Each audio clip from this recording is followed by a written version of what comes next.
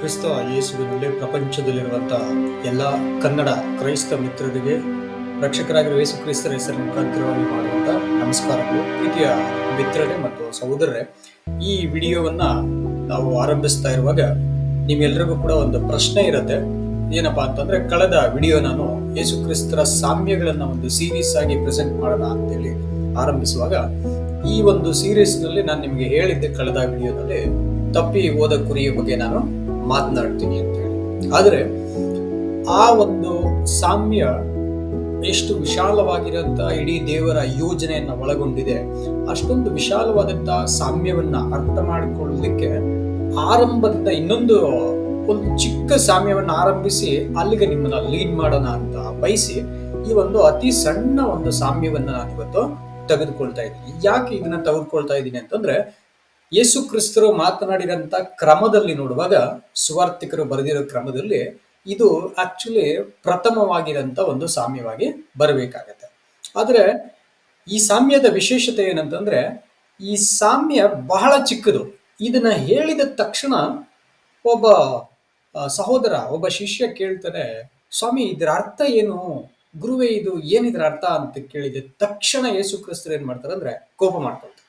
ಆ ಸನ್ನಿವೇಶವನ್ನ ನಾನು ನಿಮಗೆ ಇಲ್ಲಿ ಡಿಸ್ಪ್ಲೇ ಮಾಡ್ತೀನಿ, ದಯವಿಟ್ಟು ನೀವು ನೋಡ್ತೀರಾ ಅಂತ ನಾನು ಬಯಸ್ತೀನಿ. ದಯವಿಟ್ಟು ವಿಡಿಯೋ ಆರಂಭದಿಂದ ಅಂತ್ಯದವರೆಗೂ ಎಲ್ಲೂ ಕೂಡ ಸ್ಕಿಪ್ ಮಾಡದಂತೆ ನೀವು ನೋಡ್ಬೇಕಂತ ಪುನಃ ನಿಮ್ಮನ್ನ ರಿಕ್ವೆಸ್ಟ್ ಮಾಡ್ಕೊಳ್ತೀನಿ. ನೋಡಿ, ಇಲ್ಲಿ ನಮ್ಮ ಅಪೊಸ್ತಲನಾದಂತಹ ಪೇತ್ರರು ಯೇಸು ಕ್ರಿಸ್ತರು ಹೇಳಿದಂತಹ ಆ ಒಂದು ಸಾಮ್ಯಕ್ಕೆ ಏನ್ ಮಾಡ್ತಾರೆ ಅಂದ್ರೆ ಒಂದು ಪ್ರಶ್ನೆಯನ್ನ ಮಾಡ್ತಾರೆ. ಆಗ ಪೇತ್ರನು ಈ ಸಾಮ್ಯದ ಅರ್ಥವನ್ನು ನಮಗೆ ಹೇಳು ಅಂತೇಳಿ ಕೇಳ್ತಾರೆ. ಮತ್ತಾಯನ ಸುವಾರ್ತೆ 15ನೇ ಅಧ್ಯಾಯ 15ನೇ ವಚನದಲ್ಲಿ ಇದನ್ನ ಪೇತ್ರರು ಕೇಳ್ತಾರೆ.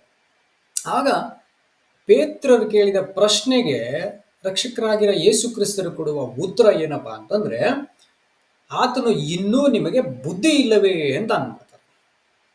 ನೋಡಿ ಸಹೋದರ ಸಹೋದರಿಯರೇ, ಒಬ್ಬ ಶಿಷ್ಯ ತನ್ನ ಬಳಿ ಕಲಿತಾ ಇರುವಂತವನು, ಮತ್ತು ನಾವು ಇದನ್ನ ಇನ್ನೊಂದು ಸುವಾರ್ತಿಕರು ಅಂದ್ರೆ ಲೂಕನು ಬರೆದಿರುವಂತಹ ಸುವಾರ್ತೆ ಪ್ರಕಾರವಾಗಿ ನೋಡುವಾಗ ಇದು ಬಹಳ ಆರಂಭ, ಅಂದ್ರೆ ಶಿಷ್ಯರಾಗಿ ಆಗ್ತಾನೆ ಸ್ವೀಕರಿಸಿರಂತಹ ಅಧ್ಯಾಯದಲ್ಲೇ ಬರ್ತದೆ. ಇದು ಶಿಷ್ಯರಾಗಿ ಆಗ್ತಾನೆ ಸ್ವೀಕರಿಸಿರಂತ ಸಮಯದಲ್ಲಿ ಒಬ್ಬ ಶಿಷ್ಯ ಗುರುವಿನ ಸಾಮ್ಯಗಳನ್ನ, ಬೋಧನೆಗಳನ್ನ ಕೇಳಿ ಹೆಚ್ಚು ಕಡಿಮೆ ಪರ್ವತ ಪ್ರಸಂಗ ಆದ ಕೂಡಲೇ ನಂತರ ಮುಂದುವರಿತಾ ಇರುವಂತ ಭಾಗದಲ್ಲಿ ಒಂದು ಸಾಮ್ಯ ಬಂದಾಗ, ಗುರುವೇ ಈ ಸಾಮ್ಯ ಏನಕ್ಕೆ ಬಳಸಿದ್ರಿ, ಇದನ್ನ ಯಾರಿಗೂ ಉದ್ದೇಶಿಸಿ ಹೇಳ್ತಾ ಇದ್ದೀರಾ ಅನ್ನುವ ಅರ್ಥದಲ್ಲಿ ತಿಳ್ಕೊಳ್ಬೇಕಂತ ಪ್ರಶ್ನೆ ಮಾಡಿದ್ರೆ, ಗುರುವಾದವರು ಆ ಪ್ರಶ್ನೆಗೆ ಉತ್ತರವನ್ನು ಕೊಡಬೇಕು. ಅದು ಬಿಟ್ಟು ನಮ್ಮ ರಕ್ಷಕರಾಗಿರುವ ಯೇಸು ಕ್ರಿಸ್ತರು ಏನ್ ಮಾಡ್ತಾರೆ ಅಂತಂದ್ರೆ, ಇನ್ನೂ ನಿಮಗ್ ಬುದ್ಧಿ ಇಲ್ವಾ ಅಂತ. ಅಂದ್ರೆ ಇಷ್ಟೊಂದು ಚಿಕ್ಕ ಸಾಮ್ಯವಾಗಿರೋಂಥದ್ದು, ಇದು ಬಹಳ ಸಣ್ಣ ಸಾಮ್ಯ, ಒಂದು ನಾಣ್ಣುಡಿಯಷ್ಟು ಚಿಕ್ಕ ಸಾಮ್ಯ. ಇಷ್ಟು ಸಣ್ಣ ಸಾಮ್ಯ ಕೂಡ ಅರ್ಥ ಮಾಡ್ಕೊಳ್ಳಿಕ್ ಆಗ್ಲಿಲ್ವಾ? ಯಾಕೆ ಇದನ್ನ ಪ್ರಾಕ್ಟಿಕಲ್ ಆಗಿ ಅಥವಾ ಏನ್ ಹೇಳ್ತೀವ್ರಿ, ನಮ್ಮ ಪ್ರಾಯೋಗಿಕ ಜೀವನದಲ್ಲಿ ಅನ್ವಯಿಸುವಂತ ಸನ್ನಿವೇಶಗಳನ್ನ ನಾನು ಹೇಳುವಾಗ ಯಾಕೆ ನಿಮ್ಗೆ ಇಷ್ಟು ಕೂಡ ಅರ್ಥ ಆಗ್ತಿಲ್ವಾ?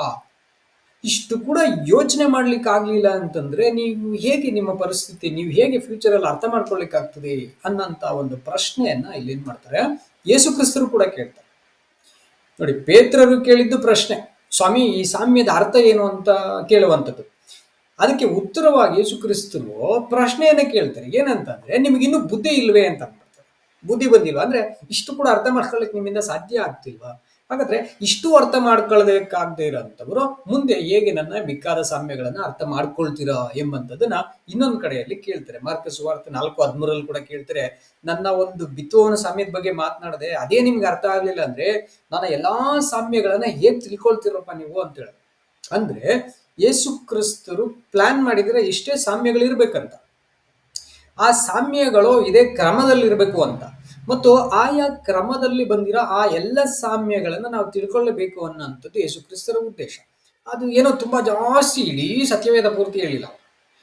4 ಸುವಾರ್ತೆಗಳಲ್ಲಿ, ಕೇವಲ 4 ಸುವಾರ್ತೆಗಳ ಪುಸ್ತಕಗಳಲ್ಲಿ ಬರೀ 39 ಸಾಮ್ಯಗಳು, ಅಥವಾ ನೀವು ಸಿಂಬಾಲಿಕ್ ಆಗಿ ಕೆಲವೊಂದು ಮಾತಾಡಿರೋಂಥ ಇನ್ನು ಸಣ್ಣ ಸಣ್ಣ ಚುಟುಕುಗಳಂತ ಸಾಮ್ಯಗಳನ್ನೆಲ್ಲ ಸೇರಿಸ್ಕೊಂಡು ಹೇಳಿದ್ರು ಕೂಡ 46 ಸಾಮ್ಯಗಳಾಗ್ತವೆ. ಅಂದ್ರೆ ಸಣ್ಣ ಸ್ಟೋರಿಗಳು.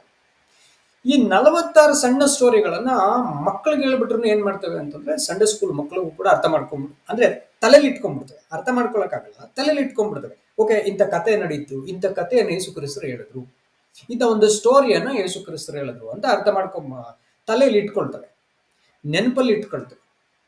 ಆದರೆ ಒಬ್ಬ ಬೆಳೆದಿರುವಂಥವರು, ಒಬ್ಬ ಇಸ್ರಾಯೇಲ್ನಲ್ಲಿರುವಂತಹ ಒಬ್ಬ ದೇವರ ಶಾಸ್ತ್ರ ಗ್ರಂಥಗಳನ್ನ ಏನ್ರಿ ಯಾವಾಗಲೂ ಕಿವಿಗೆ ಪಠನ ಮಾಡ್ಕೊಳ್ತಿರೋಂಥ ಜನಗಳು, ಕೇಳಿಸ್ಕೊಳ್ತಾ ಇರುವಂತ, ಮಾತಾಡ್ತಾ ಇರುವಂತ ಜನಗಳು, ಇಸ್ರೇಲ್ ದೇಶದಲ್ಲಿ ದೇವರ ಶಾಸ್ತ್ರ ಗ್ರಂಥಗಳುಳ್ಳ ದೇಶದಲ್ಲಿರೋಂಥ ಜನಗಳಿಗೆ ಇಷ್ಟು ಸಣ್ಣ ಸಣ್ಣ ಕಂಪ್ಯಾರಿಸನ್ಗಳು ಕೂಡ ಅರ್ಥ ಆಗಲ್ವಾ ಅಂತೇಳಿ ಯೇಸು ಕ್ರಿಸ್ತ ಏನ್ ಮಾಡ್ತಾರೆ ಅಂದ್ರೆ ಮಾಡ್ಕೊಂಡು ಕೇಳ್ತಾರೆ, ಏನಪ್ಪ ಇಷ್ಟು ಬುದ್ಧಿ ಇಲ್ವೇನ್ರೆ ನಿಮ್ಗೆ, ಅರ್ಥ ಮಾಡ್ಕೊಳಕ್ಕಾಗಲ್ವಾ ಅಂತ. ಹಾಗಾದ್ರೆ ಆ ಸಾಮ್ಯ ಯಾವ್ದಿರಬಹುದು ಅಂತ ನಾವು ನೋಡಿದ್ರೆ, ನೋಡಿ ಆ ಸಾಮ್ಯ ನಾವು ಮತ್ತಾಯನ ಸುವಾರ್ತೆ ಇಲ್ಲಾದ್ರೆ ಅದನ್ನ ಮತ್ತಾಯ 15ನೇ ಅಧ್ಯಾಯ 14ನೇ ವಚನದಲ್ಲಿ ಹಾಕಿರುವಂಥದ್ದನ್ನ ನಾವು ನೋಡ್ತೀವಿ. ಮತ್ತಾಯನ್ ಬರ್ದಿರೋ ಏನದು ಅಂತಂದ್ರೆ,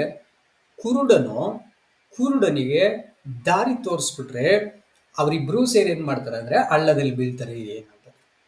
ಇದು ಯಾರಿಗೆ ತಾನೇ ಗೊತ್ತಾಗಲ್ಲ. ಇದು ಒಬ್ಬ ಕುರುಡನಾಗಿರೋನು, ಕಣ್ಣಿಲ್ಲದೆ ಇರೋನು, ಮತ್ತೊಬ್ಬ ಕಣ್ಣಿಲ್ಲದೆ ಇರೋವನ್ನ ಇಬ್ರು ಕರ್ಕೊಂಡು ಬಂದ್ರೆ ಇಬ್ರು ಏನ್ ಮಾಡ್ತಾರೆ ಅಂತಂದ್ರೆ ತಪ್ಪದೆ ಎಲ್ಲೋ ಒಂದ್ ಕಡೆಯಲ್ಲಿ ಹಳ್ಳದಲ್ಲಿ ಬಿದ್ದೇ ಬೀಳ್ತಾರೆ. ಅಥವಾ ಬೇರೆ ಯಾವುದೇ ಒಂದು ಅನಾಹುತಗಳನ್ನ ಅವರು ಎದುರು ನೋಡ್ಲೇಬೇಕಾಗ್ತದೆ. ಅನಾಹುತಗಳನ್ನ ಅಂತದ್ದು ಕಟ್ಟಿಟ್ಟ ಬುತ್ತಿ, 100% ಅವರು ಫೇಲ್ಯೂರ್ ಆಗ್ತಾರೆ. ಅವ್ರು ನಡೆಯಕ್ಕೆ ಸಾಧ್ಯನೇ ಇಲ್ಲ ಇಬ್ರು ಕುರುಡರು. ಹಾಗಾದ್ರೆ ಇಂತಹ ಒಂದು ಸಣ್ಣ ವಿಷಯ, ಒಂದು ಸಣ್ಣ ಸಾಮ್ಯ, ಒಂದೇ ವಚನ, ಇದನ್ನ ಯಾಕೆ ಅರ್ಥ ಮಾಡ್ಕೊಳ್ಳಿಕ್ಕೆ ಆಗ್ಲಿಲ್ಲ ಇವರು? ನೋಡಿ, ಕನ್ನಡದಲ್ಲಿ ನಾವು ನೋಡೋದಾದ್ರೆ ಇಲ್ಲಿ ಲೂಕನ ಸುವಾರ್ತೆ 6ನೇ ಅಧ್ಯಾಯ 39ನೇ ವಚನದಲ್ಲಿ ಒಂದೇ ವಚನ ಹೇಳಿರೋ ಅಂಥದ್ದು. ನೋಡಿ, ಅಲ್ಲಿ ಹೇಳ್ತಾರೆ, ಇದಲ್ಲೇ ಆತನು ಅವರಿಗೆ ಒಂದು ಸಾಮ್ಯವನ್ನು ಹೇಳಿದನು. ಅದೇನೆಂದ್ರೆ, ಕುರುಡನಿಗೆ ದಾರಿ ತೋರಿಸುವುದಕ್ಕಾದೀತೆ. ನೋಡಿ ಪ್ರಶ್ನೆ, ಅಕಸ್ಮಾತ್ ಹಂಗ್ ಮಾಡ್ಬಿಟ್ರೆ ಅವರಿಬ್ಬರು ಕುಣಿಯಲ್ಲಿ ಬೀಳುವರಲ್ಲವೇ ಅಂತ. ಪ್ರೀತಿಯ ಸ್ನೇಹಿತರೆ, ನೋಡಿ ಇಷ್ಟು ಸಣ್ಣ ಸಾಮ್ಯ ಒಂದು ಪ್ರಾಕ್ಟಿಕಲ್ ಆಗಿ ಇದು ಅರ್ಥ ಆಗಿರಲ್ವಾ ಪೇತ್ರರಿಗೆ? ಅಂದ್ರೆ ಅರ್ಥ ಆಗಿರುತ್ತೆ, ಲಿಟ್ರಲ್ ಆಗಿ ಹೇಳ್ಬಿಡುವಾಗ ಅರ್ಥ ಆಗಿರುತ್ತೆ. ಕುರುಡನ್ ಕರ್ಕೊಂಡೋದ್ರೆ ಇಬ್ಬರಲ್ಲಿ ಗುಂಡಿಯಲ್ಲಿ ಬೀಳ್ತಾರೆ ಅನ್ನೋದು ಎಳೆ ಮಕ್ಕಳು ಕೂಡ ಹೇಳ್ಬಿಡ್ತಾರೆ. ಆದ್ರೆ ಪೇತ್ರರದ್ದು ಪ್ರಶ್ನೆಗೆ ಹಿಂದೆ ಇರುವಂತಹ ಅಭಿಪ್ರಾಯ ಏನಪ್ಪಾ ಅಂತಂದ್ರೆ, ಯೇಸು ಕ್ರಿಸ್ತರು ಯಾರನ್ನ ನೋಡಿ ಹೇಳ್ತಾ ಇರಬಹುದು, ಅಥವಾ ಯಾರನ್ನ ಕುರುಡ ಅಂತ ಹೇಳ್ತಾ ಇರಬಹುದು. ಒಂದು ಕುರುಡ, ಆ ಕುರುಡನಿಗೆ ದಾರಿ ತೋರಿಸೋದಕ್ಕೆ ಬರ್ತಾ ಇರೋಂಥ ಇನ್ನೊಂದು ಕುರುಡ, ಅದು ಯಾರಿರಬಹುದು? ಈ ಇಬ್ಬರು ಕುರುಡರುಗಳನ್ನ ನನ್ಗೆ ಗೊತ್ತಾಗ್ಬೇಕಲ್ವಾ, ಇದು ಯಾರಂತ ಯೇಸು ಕ್ರಿಸ್ತರು ಅಡ್ರೆಸ್ ಮಾಡ್ತಾ ಇದ್ದಾರೆ? ಅದು ಪೇತ್ರರ ಕುತೂಹಲವಾಗಿತ್ತು. ಅದನ್ನ ನಾವು ಮತ್ತಾಯ ಸುವಾರ್ತೆಯಲ್ಲಿ ಕೂಡ 15-14 ಕೂಡ ನಾವು ನೋಡುವಾಗ ಅವ್ರ ಮಾತನ್ನ ಬಿಡ್ರಿ ಅಂತೇಳಿ ಅಡ್ರೆಸ್ ಮಾಡ್ತಾರೆ. ಅವ್ರ ಮಾತನ್ನ ಬಿಟ್ಬಿಡ್ರಿ, ತಾವೇ ಕುರುಡರು ಅಂತೇಳಿ ಆಲ್ರೆಡಿ ಯೇಸು ಕ್ರಿಸ್ತರು ಹೇಳ್ಕೊಟ್ಟಿದ್ದಾರೆ. ತಾವೇ ಕುರುಡರು ಮತ್ತೊಬ್ಬರಿಗೆ ದಾರಿ ತೋರಿಸುವುದಕ್ಕೆ ಹೋಗ್ತಾರೆ. ಅಂದ್ರೆ ಫರಿಸಾಯರು, ಸದ್ದುಕಾಯರು, ಶಾಸ್ತ್ರಿಗಳಿರೋಂಥವ್ರುಗಳನ್ನೇ ನೇರವಾಗಿ ಅಡ್ರೆಸ್ ಮಾಡಿ ಯೇಸು ಕ್ರಿಸ್ತರು ಹೇಳಿದ್ರು ಅನ್ನೋಂಥದ್ದು ಇಲ್ಲಿ ಮೇಲ್ನೋಟಕ್ಕೆ ಗೊತ್ತಾಗ್ಬಿಡ್ತದೆ. ಆದರೂ ಪೇತ್ರರು ಇನ್ನೂ ಆಳವಾಗಿ ಕೇಳ್ತಾರೆ. ಏನಂತಂದ್ರೆ, ಗುರುವೇ, ಆ ಸಾಮ್ಯದ ಅರ್ಥ ಏನಿರಬಹುದು? ಯಾಕಂದ್ರೆ ಯೇಸು ಕ್ರಿಸ್ತರ ಬಾಯಿಂದ ಕೇಳಿರುವಾಗ ಅದಕ್ಕೆ ಸರಿಯಾದ, ನೇರವಾದ, ಅಧಿಕೃತವಾದ ವಿಶ್ಲೇಷಣೆ ಬರ್ತದೆ ಅಂತೇಳಿ ಕೇಳ್ತಾರೆ. ಹಂಗೆ ಕೇಳುವಾಗ ಅಲ್ಲಿ ನೋಡಿ ಹೇಳ್ತಾರೆ, ಅವರು ಕುರುಡನಿಗೆ ದಾರಿ ತೋರಿಸಿದ್ರೆ ಒಂದು ಪಕ್ಷ, ಇಬ್ಬರು ಕುಣಿಯಲ್ಲಿ ಬೀಳ್ತಾರಲ್ವೇ ಎಂಬಂತ ಒಂದು ವಿಷಯವನ್ನು ಹೇಳುವಾಗ, ಹಾಗಾದ್ರೆ ದಾರಿ ತೋರಿಸುವಂತಹ ಒಂದು ಸಾಮರ್ಥ್ಯ ಬರ್ಬೇಕಂದ್ರೆ ಎಂಥವನು ದಾರಿ ತೋರ್ಸಕ್ಕಾಗ್ತದೆ ಕುರುಡನಿಗೆ?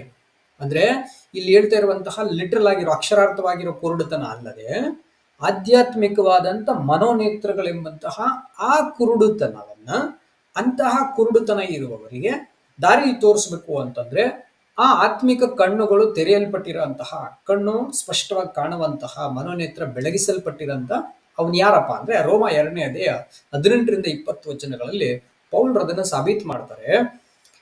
ಆತನ ಚಿತ್ತವನ್ನ ಬಲ್ಲವನು, ಅಂದ್ರೆ ದೇವರ ಚಿತ್ತವನ್ನ ಬಲ್ಲವನು, ಧರ್ಮಶಾಸ್ತ್ರದಿಂದ ಉಪದೇಶವನ್ನ ಹೊಂದಿ ಇದು ತಕ್ಕದ್ದು ಅದು ತಕ್ಕದ್ದಲ್ಲವೆಂದು ವಿವೇಚಿಸುವವನು ಆಗಿದೆ ಅಂತ ಹೇಳ್ತಾರೆ. ಮೊದಲನೇ ಲಕ್ಷಣ, ದೇವರ ಚಿತ್ತವನ್ನ ತಿಳ್ಕೊಂಡು ಧರ್ಮಶಾಸ್ತ್ರದಿಂದ ಉಪದೇಶವನ್ನು ಹೊಂದ್ಕೊಂಡು ಇದು ತಕ್ಕದ್ದು ಅದು ತಕ್ಕದ್ದಲ್ಲವೆಂದು ವಿವೇಚಿಸುವವನು ಆಗಿದ್ದು, ಧರ್ಮಶಾಸ್ತ್ರದಲ್ಲಿ ಜ್ಞಾನ ಸತ್ಯಗಳ ಸ್ವರೂಪವೇ ನನಗಿರುವುದರಿಂದ ಕುರುಡರಿಗೆ ದಾರಿ ತೋರಿಸುವವನು, ಕತ್ತಲೆಯಲ್ಲಿರುವವರಿಗೆ ಬೆಳಕು, ತಿಳುವಳಿಕೆ ಇಲ್ಲದವರಿಗೆ ಶಿಕ್ಷಕನು, ಬಾಲಕರಿಗೆ ಉಪಾಧ್ಯಾಯನೂ ಆಗಿದ್ದಿ ಎಂದು ನಂಬಿಕೊಂಡಿದ್ದಿ ಅಂತಾರೆ. ನೋಡಿ, ಇಷ್ಟು ಲಕ್ಷಣಗಳು ಇದ್ದರೆ ಮಾತ್ರ ಅವರು ಆಧ್ಯಾತ್ಮಿಕ ಕುರುಡರಿಗೆ, ಆತ್ಮಿಕ ಕುರುಡರಿಗೆ ದಾರಿ ತೋರಿಸಬಹುದು. ನೋಡಿ, ನಾನು ಬಳಸಂತ 2 ಶಬ್ದಗಳನ್ನ ನೀವು ದಯವಿಟ್ಟು ಸ್ಪಷ್ಟವಾಗಿ ಗಮನಿಸಬೇಕಾಗ್ತದೆ. ಆತ್ಮಿಕ ಕುರುಡ, ಆಧ್ಯಾತ್ಮಿಕ ಕುರುಡ 2 ಬೇರೆ. ಆತ್ಮಿಕ ಕುರುಡ ಅಂತಂದು ಬಿಟ್ರೆ ಆ ಪ್ರಜ್ಞೆ ಇಲ್ಲದೆ ಇರೋಂಥವ್ರು, ತಾವು ತಾವು ಏನನ್ನು ನೋಡ್ಲಿಕ್ಕಾಗದೆ, ಯಾವುದೇ ಬಣ್ಣಗಳು, ಆಕಾರಗಳು, ರೂಪಗಳು, ಕತ್ತಲೆ ಬೆಳಕುಗಳ ತಾರತಮ್ಯಗಳು ಏನು ಇಲ್ಲದೆ, ಕಣ್ಣಿಲ್ಲದೆ ಇರೋ ಅಂಥವ್ರುಗಳನ್ನ ನೋಡ್ಬಿಡುವಾಗ ಅವುಗಳ ಲಿಟ್ರಲ್ ಆಗಿರೋದನ್ನ, ಆ ಯಾವುದೇ ಒಂದು ಬರ್ತಾ ಇದ್ರೂ ಕೂಡ ಒಂದು ಪಕ್ಷ ಕಣ್ಣಿದೆ ಆದ್ರೂ ಪ್ರಜ್ಞೆ ಇರಲ್ಲ, ಅದನ್ನ ವಿವೇಚಿಸಕ್ಕೂ ಹೋಗಲ್ಲ, ಮನಸ್ಸಿಲ್ಲದೆ. ಚರ್ಮ ಇದೆ ಆದ್ರೂ ಅದರ ಕಡೆಗೆ ಯಾವುದೇ ಬಿಸಿನೋ ತಣ್ಣಗಿರೋದ ಏನು ಗಮನ ಇರಲ್ಲ. ತಿಂತಾ ಇದ್ದೀವಿ, ಅದರ ರುಚಿಗಳ ಭೇದ ಗೊತ್ತಾಗಕ್ಕೆ ಹೋಗಲ್ಲ, ಗೊತ್ತು ಮಾಡ್ಕೊಳ್ಳೋಕ್ಕೂ ಹೋಗಲ್ಲ, ಏನೋ ಒಂದು ತಿನ್ಬೇಕು, ತಿಂತಾ ಇರೋದು ಅಷ್ಟೇ. ಅಥವಾ ಒಂದು ನಾವು ನಮ್ಮ ಇದನ್ನ ನೋಡುವಾಗ, ಸ್ಮೆಲ್ ಮಾಡುವಾಗ ನಾವು ಏನದು ಪರಿಮಳನ ಅಥವಾ ಅದು ಸುಗಂಧನ ಅಥವಾ ಅದು ಕೆಟ್ಟದ್ದೊಂದು ದುರ್ಗಂಧ ಬರ್ತಾ ಇದೆಯಾ, ಅದರ ಭೇದಗಳನ್ನ ಅರಿಯದೇ ಇರೋಂಥದ್ದು, ಇದು ಜಸ್ಟ್ ಆತ್ಮಿಕ ಅಷ್ಟೇ.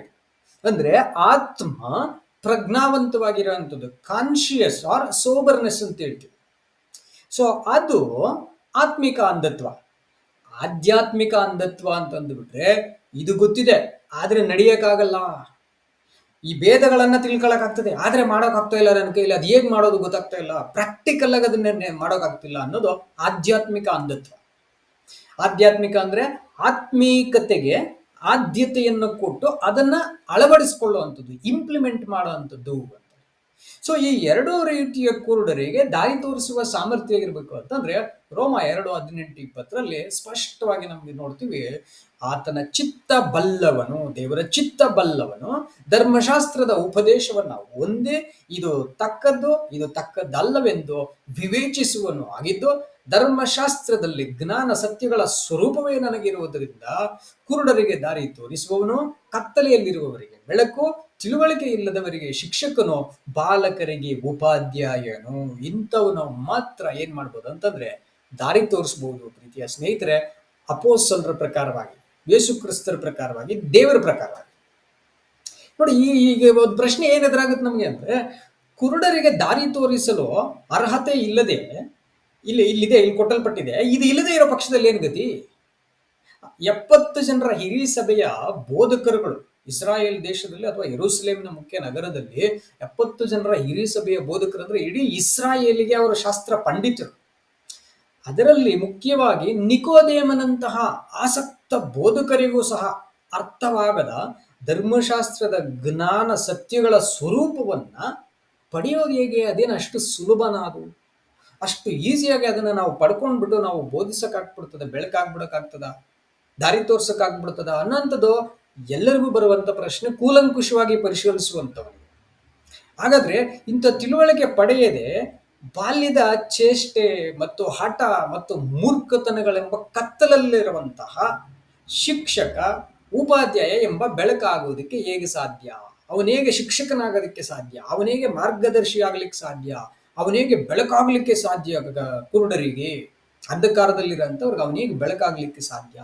ಯಾಕಂದ್ರೆ ಮನುಷ್ಯ ಹುಟ್ಟಿನಿಂದಲೂ ಅವನು ಏನಾಗಿರ್ತಾನೆ ಅಂತಂದ್ರೆ ಹಠ ಸ್ವಭಾವ, ಜಡ ಸ್ವಭಾವ, ಹಠಕ್ಕೆ ಏನು ಸಿಗ್ಲಿಲ್ಲ ಅಂತಂದ್ರೆ ಏನ್ ಬೇಕಾದ್ರೂ ಮಾಡ್ಬಿಡುವಂಥದ್ದು, ಒಂದು ಕ್ರೂರವಾದ ವರ್ತನೆಗಳನ್ನ ತೋರಿಸುವಂಥದ್ದು, ವಿಕೃತಿಯನ್ನ ಮೆರೆಯುವಂಥದ್ದು, ಇದೆಲ್ಲ ಇರ್ತದೆ ಮಕ್ಕಳಲ್ಲಿ. ಅದು ಎಷ್ಟೋ ಜನರಿಗೆ ಪ್ರಪಂಚದ ಅಥವಾ ಮನುಕೂಲದ 70-75% ಜನಗಳು ಹಿಂಗೆ ಇರ್ತಾರೆ, ಹಂಗೆ ಇರ್ತಾರೆ, ಅದೇ ಹಠದಲ್ಲಿ ಅದೇ ಜಡ ಸ್ವಭಾವದಲ್ಲಿ ಇರ್ತಾರೆ. ಇಂಥ ಜಡ ಸ್ವಭಾವದಿಂದ ಸ್ವಲ್ಪ ಅವರ ಸಮಾಜಕ್ಕೆ ಹೊಂದ್ಕೊಳ್ಳೋ ರೀತಿಯಲ್ಲಿ ಫ್ಲೆಕ್ಸಿಬಲ್ ಆಗಿರ್ತಾರೆ ಬಿಟ್ರೆ ಹೆಚ್ಚು ಎಲ್ಲರ ಜೊತೆ ಸಾಮರಸ್ಯದಿಂದ ಇರ್ಲಿಕ್ಕೆ ಯಾರು ಹೋಗಲ್ಲ. ಆ ಜಡತ್ವ ಹಂಗೆ ಇರುತ್ತೆ. ಇಂಥ ಜಡತ್ವ ಇರೋಂಥವರುಗಳು ಎಲ್ಲವುಗಳನ್ನ ಅಂದ್ರೆ ತಮ್ಮ ಇಂದ್ರಿಯಗಳಿಗೆ ತಿಳುವಳಿಕೆಗೆ ಬರೋಂಥ ವಿಷಯಗಳನ್ನ ವಿಶ್ಲೇಷಿಸಿ, ವಿಮರ್ಶಿಸಿ, ಸರಿತಪ್ಪುಗಳನ್ನ ಅವರು ತೆಗೆದು ಯೋಚನೆ ಮಾಡಿ ಅದನ್ನ ಅನುಷ್ಠಾನಗೊಳಿಸುವಂತ ಗೋಜಿಗೆ ಹೋಗುವಂಥವ್ರು ತುಂಬಾ ತುಂಬಾ ಕಡಿಮೆ, ತುಂಬಾ ಕಡಿಮೆ ಇರ್ತಾರೆ. ಎಲ್ಲರಿಗೂ ಗೊತ್ತಾಗ್ತದೆ ಸಾಮಾನ್ಯವಾಗಿ. ಹಾಗಾದ್ರೆ ಅಂಥವರುಗಳು ಬಂದು ಈ ಒಂದು ಏನ್ರೆ ಉಪಾಧ್ಯಾಯನು, ಶಿಕ್ಷಕನು, ಬೆಳಕು ಇದೆಲ್ಲ ಆಗೋದಿಕ್ಕೆ ಹೇಗ್ ಸಾಧ್ಯ, ಏನ್ ಮಾಡಿದ್ರೆ ಹಂಗೆ ಆಗ್ತೀವಿ ನಾವು ಅನ್ನೋಂಥದ್ದನ್ನ ಈ ಸಾಮ್ಯದಲ್ಲಿ ಯೇಸು ಕ್ರಿಸ್ತರು ನಮ್ಗೆ ತಿಳಿಸ್ಕೊಟ್ಟಿದ್ದಾರೆ. ನೋಡಿ, ಉದಾಹರಣೆಗೆ ಯೇಸು ಕ್ರಿಸ್ತರು ನಿಕೋದೇಮನಿಗೆ ಕೇಳಿದವನ್ನ ನಾವು ಯೋಹನ 3:12 ನೋಡ್ತೀವಿ. ಇಲ್ಲಿ ನಾನು ಭೂಲೋಕದಲ್ಲಿ ನಡೆಯುವ ಕಾರ್ಯಗಳನ್ನು ಕುರಿತು ನಿನಗೆ ಹೇಳುವಾಗ ನೀವು ನಂಬದೆ ಹೋದ್ರೆ ಪರಲೋಕದ ಕಾರ್ಯಗಳನ್ನ ಕುರಿತು ನಿಮ್ಗೆ ಹೇಳಿದ್ರೆ ಹೇಗ್ ನಂಬಿರಿ ಅಂತ. ಅಂದ್ರೆ ಯೇಸು ಕ್ರಿಸ್ತರ ಸಾಮ್ಯಗಳನ್ನ ಆರಿಸ್ಕೊಳ್ಳುವಾಗ ನಮಗೆ ಕಾಣದೇ ಇರೋಂಥವುಗಳನ್ನ ಆರಿಸ್ಕೊಳ್ತಾರೆ. ನಮಗೆ ಕಾಣ ಅಂತವುಗಳು, ಮುಟ್ಟುವಂಥವುಗಳು, ರುಚಿ ನೋಡುವಂಥವುಗಳು, ನಾವು ಮೂಸಿ ನೋಡುವಂಥವುಗಳು, ಸ್ಪರ್ಶಾನುಭವಕ್ಕೆ ಬರುವಂತ ಪ್ರಾಮಾಣಿಕವಾದಂಥವುಗಳು, ಪ್ರಾಮಾಣಿಕ ಅಂದ್ರೆ ಪರಿಶೀಲಿಸಿ ನೋಡಿದ್ರೆ ಹೌದು ಇದೆ ಅಂತ ನಂಬುವಂಥವು. ಇಂತಹ ವಿಷಯಗಳನ್ನೇ ನಮ್ಗೆ ಆಧಾರವಾಗಿ ತೆಗೆದುಕೊಂಡು ಯೇಸು ಕ್ರಿಸ್ತರು ಏನ್ ಮಾಡಿದ್ದಾರೆ ಅಂದ್ರೆ ಬೋಧಿಸಿದ್ದಾರೆ ಅಂತ ನೋಡ್ತೀವಿ ನಾವು. ಆದ್ರೆ ಇಂತಹ ವಿಷಯಗಳು ಬೋಧಿಸಿದ್ರು ಅದು ಅರ್ಥ ಮಾಡ್ಕೊಳಕ್ ಆಗ್ತಿಲ್ಲ ನಿಕೋದೇಮರಂತವ್ರ ಕೈಯಲ್ಲ ಏನ್ರಿ, ಗಮಾಲಿಯೇಲ್ ಅಂತವರುಗಳ ಕೈಯಲ್ಲಿ ಯೇಸು ಕ್ರಿಸ್ತರು ಏನ್ ಹೇಳ್ತಾ ಇದ್ದಾರೆ ಅನ್ನೋಂಥದ್ದನ್ನ ಅರ್ಥ ಮಾಡ್ಕೊಳಕ್ ಆಗ್ತಿರ್ಲಿಲ್ಲ. ಅವ್ರ ಕೆಳಗಡೆ ಇದ್ದಂತಹ ಪೌಲರು ಎಷ್ಟು ಕುರುಡರಾಗಿದ್ರು ಅಂತಂದ್ರೆ ಯೇಸು ಕ್ರಿಸ್ತರು ಅವ್ರ ಕಣ್ಣನ್ನು ತೆಗಿಬೇಕಾಯ್ತು.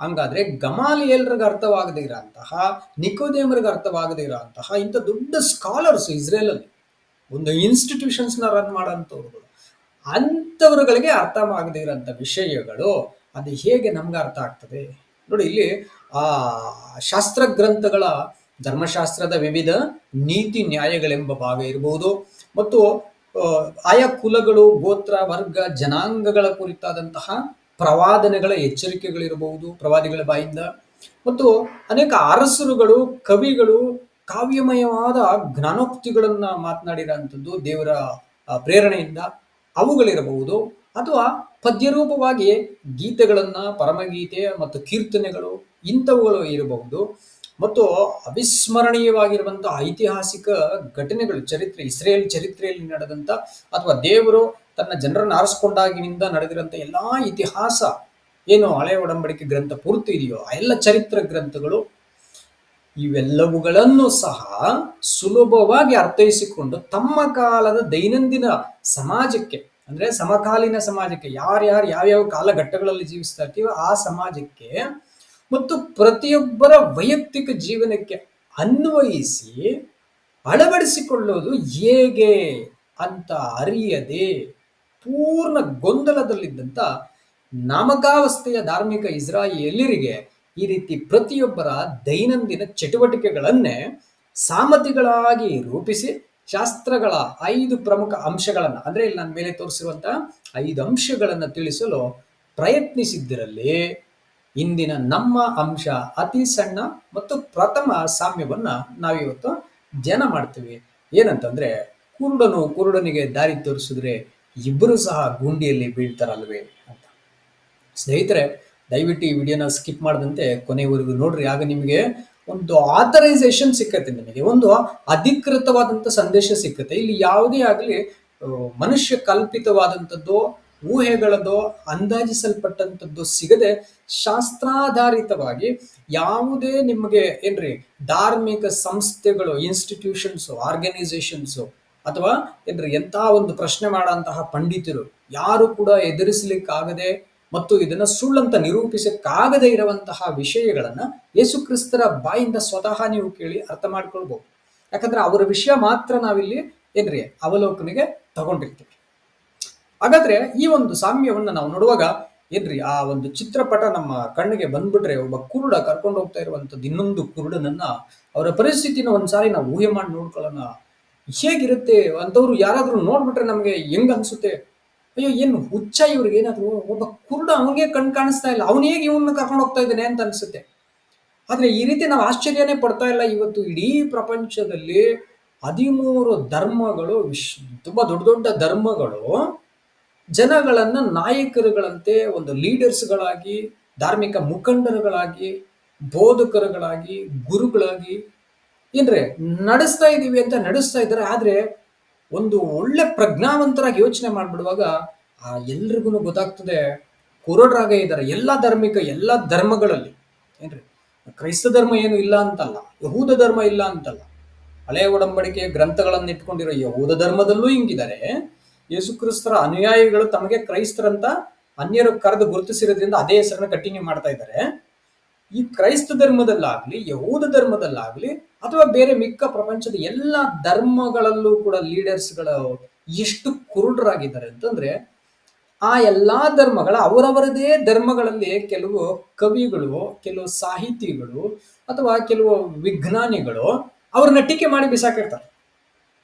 ಅವರ ಬೋಧನೆಗಳು ಅಥವಾ ಅವರ ಒಂದು ತತ್ವಗಳು ಅಥವಾ ಅವರ ಒಂದು ಸಿದ್ಧಾಂತಗಳು ಏನಿದೆಯೋ, ಮನುಷ್ಯನ ಆರಂಭ, ಜಗತ್ತಿನ ನಡೆಸಲ್ಪಡುವಿಕೆ ಮತ್ತು ನಮ್ಮ ಅಂತ್ಯಾವಸ್ಥೆ, ಮರಣ ನಂತರದ ಜೀವನ ಏನಾಗ್ತದೆ ಎಂಬಂತ ಎಲ್ಲಾ ವಿಷಯಗಳ ಬಗ್ಗೆ ಇವರ ಸಿದ್ಧಾಂತಗಳನ್ನ ಅವರವರದೇ ಧರ್ಮಗಳಲ್ಲಾದಂತಹ ಟೀಕಾಕಾರಗಳಿರ್ತಾರೆ ನೋಡಿ, ಆ ಟೀಕಾಕಾರರು, ಕ್ರಿಟಿಸೈಸರ್ಸ್ ಸಿಕ್ಕಾಪಟ್ಟೆ ಕ್ರಿಟಿಸೈಸ್ ಮಾಡಿ ಅದನ್ನ ಡಿಸ್ಪ್ರೂವ್ ಮಾಡಿ ಬಿಸಾಕಿರ್ತಾರೆ, ಎಲ್ಲ ತಪ್ಪು ಅಂತೇಳಿ. ಬಟ್ ಅದೇ ರೀತಿ ನಿಮಗೆ ಸತ್ಯವೇದದಲ್ಲಿ ಮಾಡಕ್ ಬಂದ್ಬಿಟ್ರೆ, ಸತ್ಯವೇದದಲ್ಲಿ ಉತ್ತರ ಕೊಡೋದಕ್ಕೆ ಸತ್ಯವೇದಕ್ಕೆ ಸಾಮರ್ಥ್ಯ ಇದೆ. ಆದ್ರೆ ಅದನ್ನ ಸರಿಯಾದ ರೀತಿಯಲ್ಲಿ ಬಳಸಿದ್ರೆ ನಾವು ಕೂಡ ಅದನ್ನ ನಾವು ಹೇಳ್ಬಹುದು. ಎಂತ ಕ್ರಿಟಿಸೈಸರ್ ಬಂದ್ರು, ಎಂತ ಒಬ್ಬ ಟೀಕಾಕಾರ ಬಂದ್ರು, ಪ್ರಶ್ನಿಸುವವನು ಬಂದ್ರು ಕೂಡ ನಾವು ಉತ್ತರ ಹೇಳುವಂತ ಸಾಮರ್ಥ್ಯ ನಮಗೆ ಸತ್ಯವೇದ ಕೊಡುತ್ತೆ.